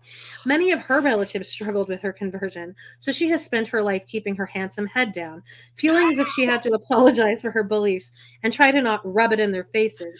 She hides her religion from the people around her and has to be careful about what she says and does. This has made me very sad. God, however, she's so stupid. We don't care about your mom anyway. Moving on. After the show aired, well, but Robyn doesn't really have any friends. Like her mom is her friend. Oh, yeah. So she has nothing to talk about. After the show aired, many of my mother's relatives got a closer look into our world. They saw that our lifestyle was not scary or out there. They were more able to understand my mother's decision to live the principle. Because of Sister Wives, my mother has been able to come into her own and feel more accepted by her own family. I hope that this change in her relatives' attitudes will allow my mother to live more openly and comfortably. Like my mother, my father, Vagina Daddy, was opposed to my participation in Sister Wives. Although he is retired, he worked a city job his entire life and had to hide his marriage to my mother. When I decided to be a part of the show, I think he worried about what would happen to me as well. But after he saw how people reacted to us after the show aired, approaching us on the street, wanting to talk to us, and writing encouraging letters, he began to relax and opened up to the show and my vagina. I mean, it's right there. In fact, he agreed to be filmed dancing with me at my wedding. Oh, he did. He's going to be filmed doing a lot worse than that. Yeah, exactly. Yeah. This was a miracle for me. My father, who had never felt comfortable acknowledging me in public before. I mean, I wouldn't want to acknowledge you in public either. He's acknowledging a lot more of that in private. And in public. Was willing to go on national television and announce that he is my dad. Is this her talking about stepdad, right? I think so, because that's the only one she ever talks about. Because I think she said that like that too, she considers her father. Mm-hmm. Just like how her kids consider Kody their father, even though they have a active father. Later, my father agreed to be on an episode about our hunt for houses in Las Vegas. He was there while Mary, Kody, and I were looking for places for us to live. It meant so much to me that he consented to be filmed. Of all my family members, my father is the one who most recognizes and acknowledges all the positive changes the show has brought about. Let's cut the crap here. Your parents found out that they could get paid like a couple grand for every episode that they're in. They loved that their little baby Robyn Aurora was going to be famous. They wanted this for her entire life, and they're like, oh, wait. And if they appear, they make money. Yep. And he's retired. Oh, he had a big, important city job. No one gave a fuck about your vagina daddy when he had a job, Robyn. No one cared. It meant so much to me. Of all my family members, my father is the one who most recognizes and since filming was way underway during Kody's and my long engagement, 9 months. Right. Introducing Kody to my family meant bringing them face to face with the reality of my decision to be on television. When people started to recognize us, many family members shied away from me at public functions. Again, I don't think that's because of the cameras necessarily. Yeah, no, because you're stupid. You have nothing to say. And she probably just stood there like, arms just crossed, and you're like, no one's talking to me. Yeah. They didn't want to be identified as polygamists. Even when we weren't filming, many of my family members still wanted to keep their distance from me. My sister's graduation, an event I wouldn't have missed for the world, was especially trying. I wonder if she was able to find the venue for that. I wonder if it was probably on time for that one. It was probably at the Thomas and Mack Center. Like she'd probably been there. Everyone, where the what did she say? Where the arena is, and no one knew. There was no signs for it anywhere. Kody and I tried to keep our head down and maintain a low profile. Yeah, one thing Cody's known for is keeping a low profile. Yeah. Mm-hmm. But we were recognized by many people in the crowd. People were lining up to talk to us and get their pictures taken with us. Ugh. I felt terrible, as my only intention had been to support my sister on her special day, and now I was drawing attention away from her. Some of my brothers, she loved it. Some of my brothers and sisters were simply embarrassed by the people who wanted to take our picture. They hung back and wouldn't associate with us at all. Thankfully, other members of my family thought it was cool, like my sister, who got so excited when she saw how positively people were responding to Kody and me. I think she was really surprised by how supportive complete strangers could be. Several years before I married Kody, when I was at an absolute low point. Oh, here we go. I made a list of all the things I wanted to accomplish. Here we go. Since then, Since things were going so badly for me at that time, I allowed myself to dream as big as possible. Here's what was on my list: change the world, meet Oprah, write a bestseller, own a business. That's unbelievable. I look back on that now and think, be careful what you wish for, because you might get it. And then it may be something you don't want. I can never underestimate the positive impact of Sister Wives. But there are days when I wake up and say to myself, I don't want to do this anymore. I want everything to go back to normal. Like when she has to wake up by 10 a.m. to film, and it's just so early, Kody. I didn't get any sleep. I only got 4 hours of sleep because Ari is sick. As Ari's like rolling around in the room, jumping off the couches and shit. Rosy cheeks, Also, guarantee that Robyn, all these things happened, will change the world. Okay. But she rocked the world of all of the people in the Brown family. She changed Christine's world for the better. Yeah, so that's good. Meet Oprah. That's the only person of color that she could think of. So this was like her edgy, like, I accept everyone. She wrote this after all of this happened. Oh, after right. Because they did go on Oprah at one point. Bestseller. Yeah. But being on a television show really altered my entry into the family and into a plural marriage. Sadly, during the first season, many of our fans cast me as a homewrecker, how can anyone think that? Out to destroy Mary Janelle and Christine's happy family. I try not to dwell on that, though, on the internet commentary. But since I think it's important to interact with our fans, I can't entirely avoid it. There have been so many negative comments about me that it's been difficult to shrug them off, Kody. People believe I have an ulterior motive, that I want Kody to myself and not because I love the family or my sister wives. People believe I'm manipulative and conniving. I usually place last in the favorite sister wife poll. Okay, well, at least you did hear a little bit. And also, this was what, season 2 or 3 or something. So all of this was known all the way back then. That's crazy. Yeah, no, I think this is around like season 3, 4. Because remember, they're in Vegas at this point. Okay, but still, I thought that the Robyn hatred. The worst hasn't even we haven't even gotten to the worst. Nowhere near. Pass, Gav. I know I should be stronger and not allow the opinions of other viewers to bother me, but so much of my marriage is tied up in the show. It's impossible not to be aware of the feedback and the audience reactions. Well, I mean, you can just not go and read it, Robyn. Yeah. You could just not have Robyn's nest gives us wings or whatever the hell. I've had to be very open with Tim, our producer, and tell him in certain areas that he has to tread lightly as to not give America's women another reason to hate me. That's bullshit. She should not be able to do that, to change the narrative. But she isn't. Tim is making her think that she has power. But look, I mean, obviously it's not working.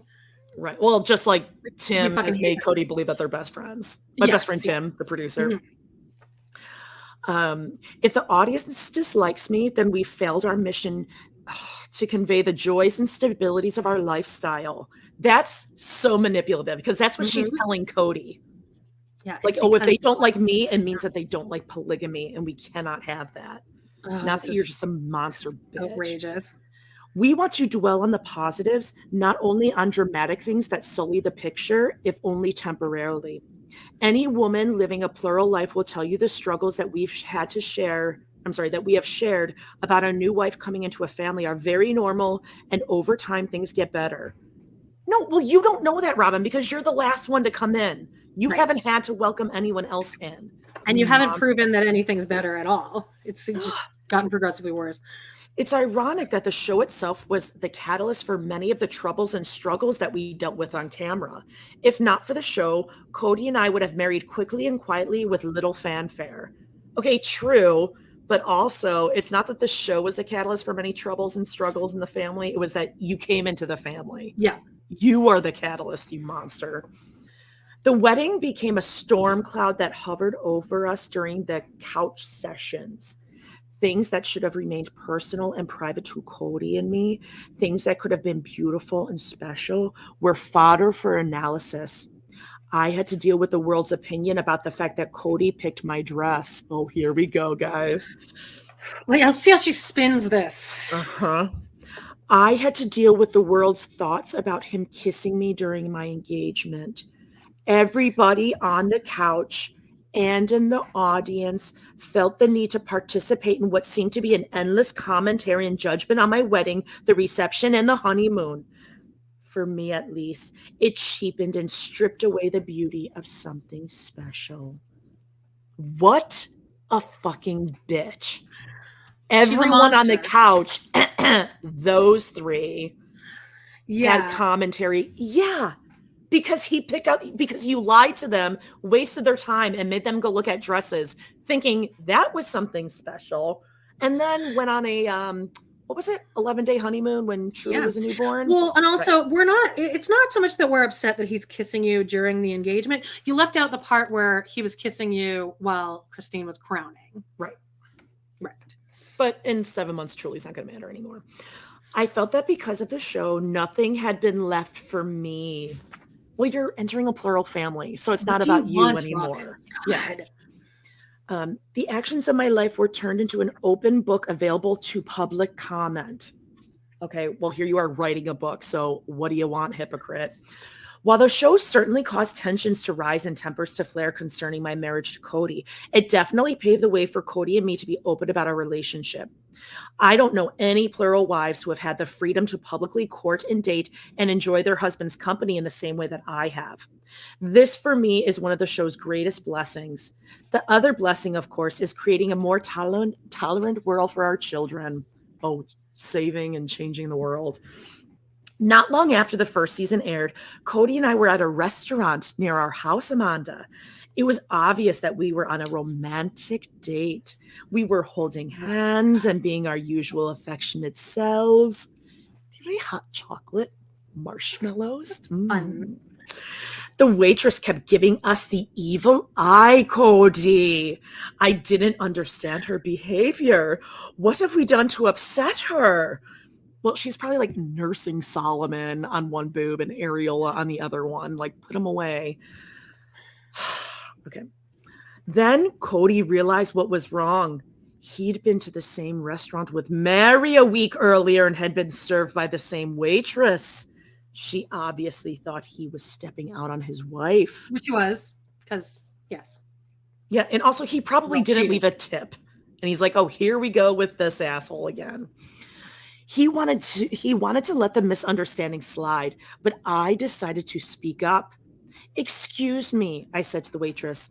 I know that you think something strange is going on here. Oh my I God. wanted to clarify the situation. I am this man's wife. The woman you saw with him last week is also his wife. We are a plural family. Her eyes widened, first in shock, then in realization. Oh, she said, you're that family from TV. Immediately, her demeanor changed from frosty to friendly. That's not what happened at all. What happened is she obviously recognized you from TV, doesn't like you, so was Yeah. giving you shady eye. And then Robyn decided to be a bitch and confront her, and she was like, "Oh, she did exactly what any of us would I do." didn't realize I was staring at you like every Yeah. other person. And I'm sure Robyn and Kody, besides ordering lemons, oh, this is great, carcass out. Carcass Okay, out. love that one. Oops, yeah. You know, Robyn is probably like, oh, can I just get a diet, non-caffeinated diet Sprite with 7 maraschino cherries, please? Yeah. Like a bowl of maraschino cherries. I could just, Oh, they're the most high maintenance couple to wait on for sure. Oh, because her upset tummy. Can I just get like chicken and lo mein, but all the Yeah, vegetables? she'll on the just she side? sits there and just like pushes the food around. No, and then it's if- okay. No, it's No, good. it's good. It's really good. I'm just not really hungry. It felt immensely liberating to be completely honest about our marriage. While I had my reservations about the show when Kody first mentioned it, you're right. I now know that it has been a remarkable step forward in our relationship. More and more people recognize us these days, not in just our hometown, but all over the country. Well, I'm not comfortable with being called a celebrity.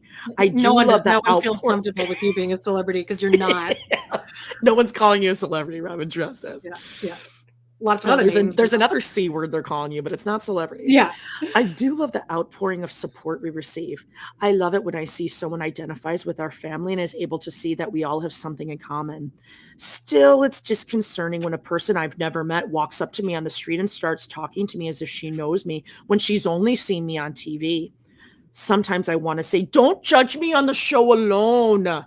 But I never say this because people identify with our struggle and our decision to be open about our lives to the world.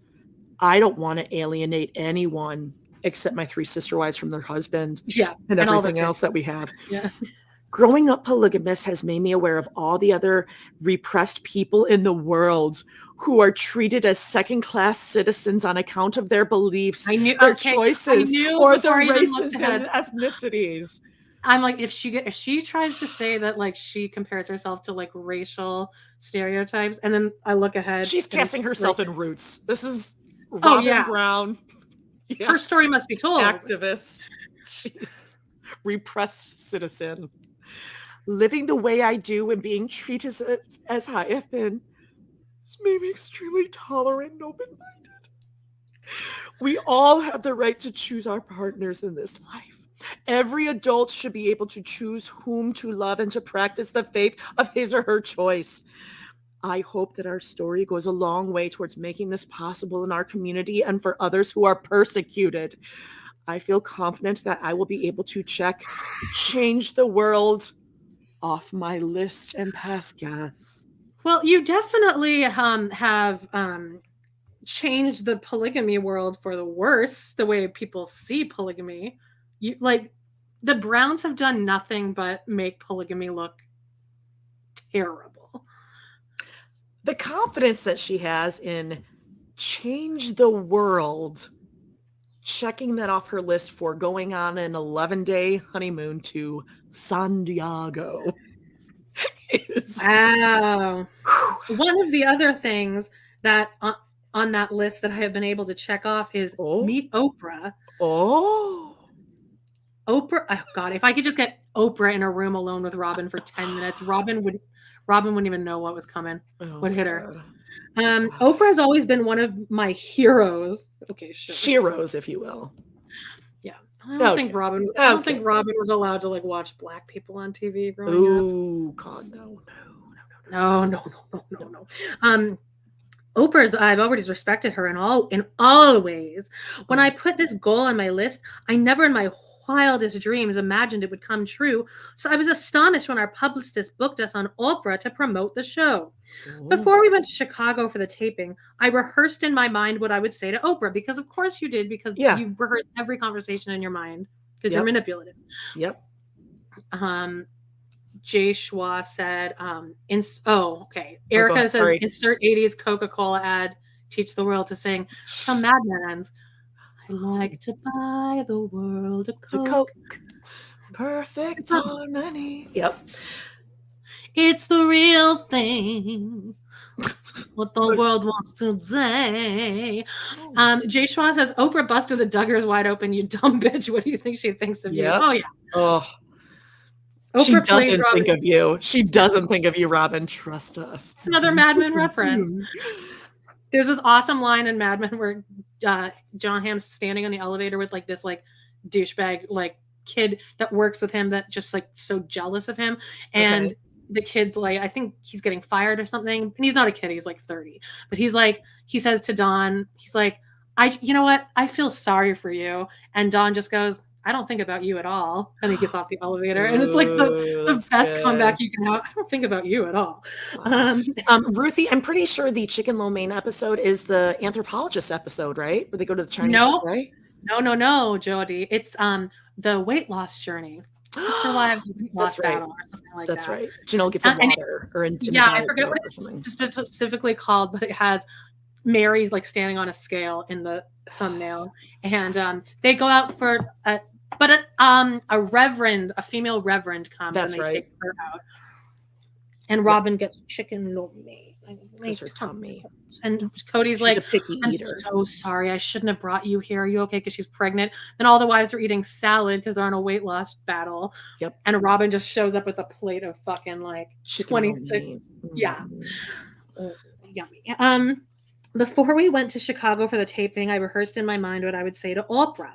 When things were at their worst in my life, during the end of my first marriage and divorce, I would watch Oprah every afternoon with tears running down my face because I didn't have a job, and what the hell else was I doing with my time? This woman is so wonderful, I'd say aloud, even if there was no one in the room. I wanted to tell her. Yeah, none of this happened. And I also don't believe she confronted that waitress before. I think if anything, it was a "Do you know who I am?" conversation. Yes. It wasn't. Excuse me. Can I explain? Yeah. I wanted to tell her this. I wanted to let her know how much she had meant to me during my hard times. She was the bright spot in my day. Oprah was my favorite escape. Or you could get a job and like do something with your life. And I'm sure it's super original. Oprah's never heard that before. Yeah, Good I know. one, Robyn. Yeah, you're really. Robyn thinks like she discovered Oprah. She's like, there's this woman who has a show. It's very, very good. Yeah. Just exposés. Okay. When we arrived at the set for the Oprah show, it looked nothing like it did on TV. Pristine and graceful, awash in soft colors and low lights. Instead, it was rickety. I don't like where this is going. How dare you? The furniture looked temporary. It was cold. It was so cold. Robyn was cold. Wow. It felt more like a warehouse than a studio. Have you ever been to a studio, Robyn? Because that's what a studio is. Yeah. It's a cold, freezing cold warehouse. I can't believe she's being judgy about Oprah's studio. It was rickety. I'm surprised she didn't use the GH word, honestly. I felt distant from the audience and the whole Oprah experience. When you watch Oprah on TV, it is a magical experience. The environment is warm and friendly. It's a place for dreams and aspirations. But sitting there in that cold sound stage, I realized that Oprah is just a television show. She's so dumb. Yeah. What did you think it was? Yeah, because it's on your actual television. That little box that you don't pay for. God, dumb. Like all other television programs, it creates fantasies for the at-home viewers. It's part make-believe. Basically, what happened is that Oprah probably called her out a bunch, and Robyn's trying to like retroactively be like, "Oh, that was fake." This is also like your show. It's make-believe that you're a happy family and that you all get along. It invites them into a world that doesn't entirely exist. I realized that the magic I had watched on TV wasn't real. She's like coming after Oprah right now. Like she just found out about Santa. Like, relax, Robyn. Dude, this book is literally ending with her throwing shade at Oprah. And calling her rickety. Oof. I don't think Oprah knows about this. Okay. Someone's pouty because Oprah didn't kiss her ass. Yep. Yeah. Leave Oprah alone. Yep. Yeah. Okay. It was interesting to watch Oprah deal with her team of producers and camera people. We watched her take care of mundane details that go into producing her show every day. Oh, because that's her producer of her job. Yeah. She's the producer. She's working on her show. Yeah. She is Oprah. She shows up. She doesn't opt out and just say, oh, I don't feel good today. I'm not going to go with therapist Nancy because I don't feel good. Robyn was probably just in awe that Oprah was treating her staff with respect too, like the camera people. Oh, she talks to them. Oh, she looks them in the eye. Without the high gloss of the television camera, Oprah could have been any other businesswoman. Just like Robyn. Robyn's a businesswoman. She could relate to her. She has a sketchbook. When the show assistant sat me down beside her, I took my chance. Oh God, this is going to be so uncomfortable. I hate this. I leaned over to her and I told her she was wonderful and an inspiration to me. You're an inspiration to me. I don't like this. She was so humble and sweet. I realized that Oprah was just a woman like me, a business. Oh, no. Oprah is. Ever. How dare you? Whether you like Oprah or not, I think we can all agree Robyn and Oprah are not just like the same kind of gal. Nope. They come from business ladies just hanging out. No, just two little business ladies out on the town. Oprah grew up with a lot of childhood trauma and was like not well off and went through all of this shit. And Robyn did too. Yeah, Robyn went through all the same struggles as a African-American woman trying to break into the television world on her own in Chicago. Yep. Okay. Oprah was just a woman like me. She probably dealt with the same kind of scrutiny and pressure the camera and an audience can put on you as I did, just in a bigger way. No, Oprah's likable though. Yeah. And can speak proper English. I realized that I had made her into some sort of demigod when she probably had just been doing what she felt like God had called her to do. Again, she's saying, yeah, Oprah's not that great, actually, I realize. Yeah, but also, that's your own fault, Robyn, that you're stupid watching a TV show and you're like, oh, she's like a demigod. That's you, dum-dum. It really grounded me and made me realize that TV or not, we are all just people trying to get through the day. This is a perfect example of Robyn starting to say something and she has no idea where it's going to go. And then she really thinks that she hits it home at the end. But really, you're like, wraps up what she just splooged out of the end of the day. Here's our last paragraph. Well, she's got to close out the book here. I mean, this is going to be big. We're going to go out with a bang, right? First, I'm going to shit all over Oprah and her set. Yep. And say that she's not really relevant. And then I'll end it. Not that good. Being on Sister Wives has taught me so much about myself and others. I have realized that while Sister Wives tells our story, the real magic is in our own home. No matter how many televised interviews I do, how many famous people I meet, how many seasons our own show runs, there is one constant in my life. What matters to me when the dust settles and the lights are turned off is what mattered before all of this started. My family, my faith, my love, and my responsibility to myself and others. That's a terrible way to end this book. That did not stick the landing. And it just seemed like he ran out of stuff to say and was like, here, Kody. My responsibility to myself and others? What does that even mean? It doesn't. Robyn's saying it. The ghostwriter was just like, look, she said the same sentence over and over and she shit all over Oprah and I can't anymore. Just take out the last paragraph. Just leave it there. Yeah. Oh, stinky pants. Wow. Well, wow. She tried to do Carrie Strug at the end there, but nope. Yeah, Noelle says Rickety will live in Sister Wives infamy. Yeah, no, I didn't know that. That's not something that I know a lot of the other podcasts have read through the book, and I know all the kind of points that everyone knows, but I don't remember Oprah and Rickety. Yeah, she just say Oprah ain't shit, but my family is. Yeah. She did. I realized that she's not that great. Not that great. Not that good.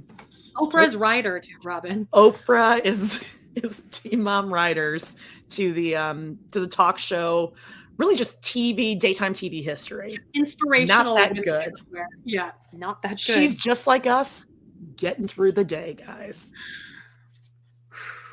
That was a rough read, but we'll finish it out next week with Kody doing the epilogue. That's right, because we need to have a man wrap it up and explain it all to us now. Yeah, and try to make sense out of what Robyn just wrote. Yeah, that's it, guys. Thanks for joining us. We love you, and sign up for our Patreon. patreon.com/love-to-hate-TV.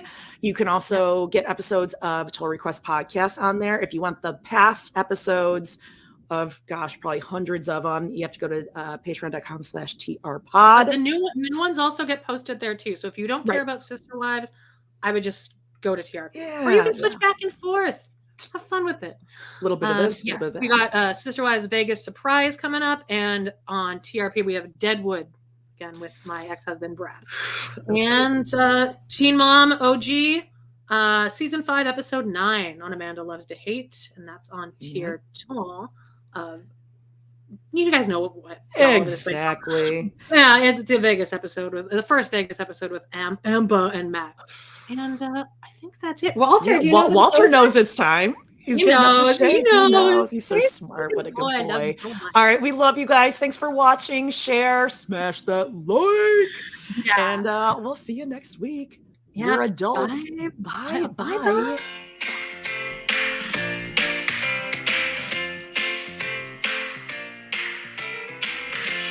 Well, guys, it's been a blast. Thank you so much for joining us today on our We Love to Hate Everything channel. Please do not forget to hit that subscribe button. Give us a like or even a comment, and click on that bell if you want notifications, because you never know when we might pop up and go live. Please check out our other 2 podcasts on Patreon, where we snark on even more TV, movies, and pop culture.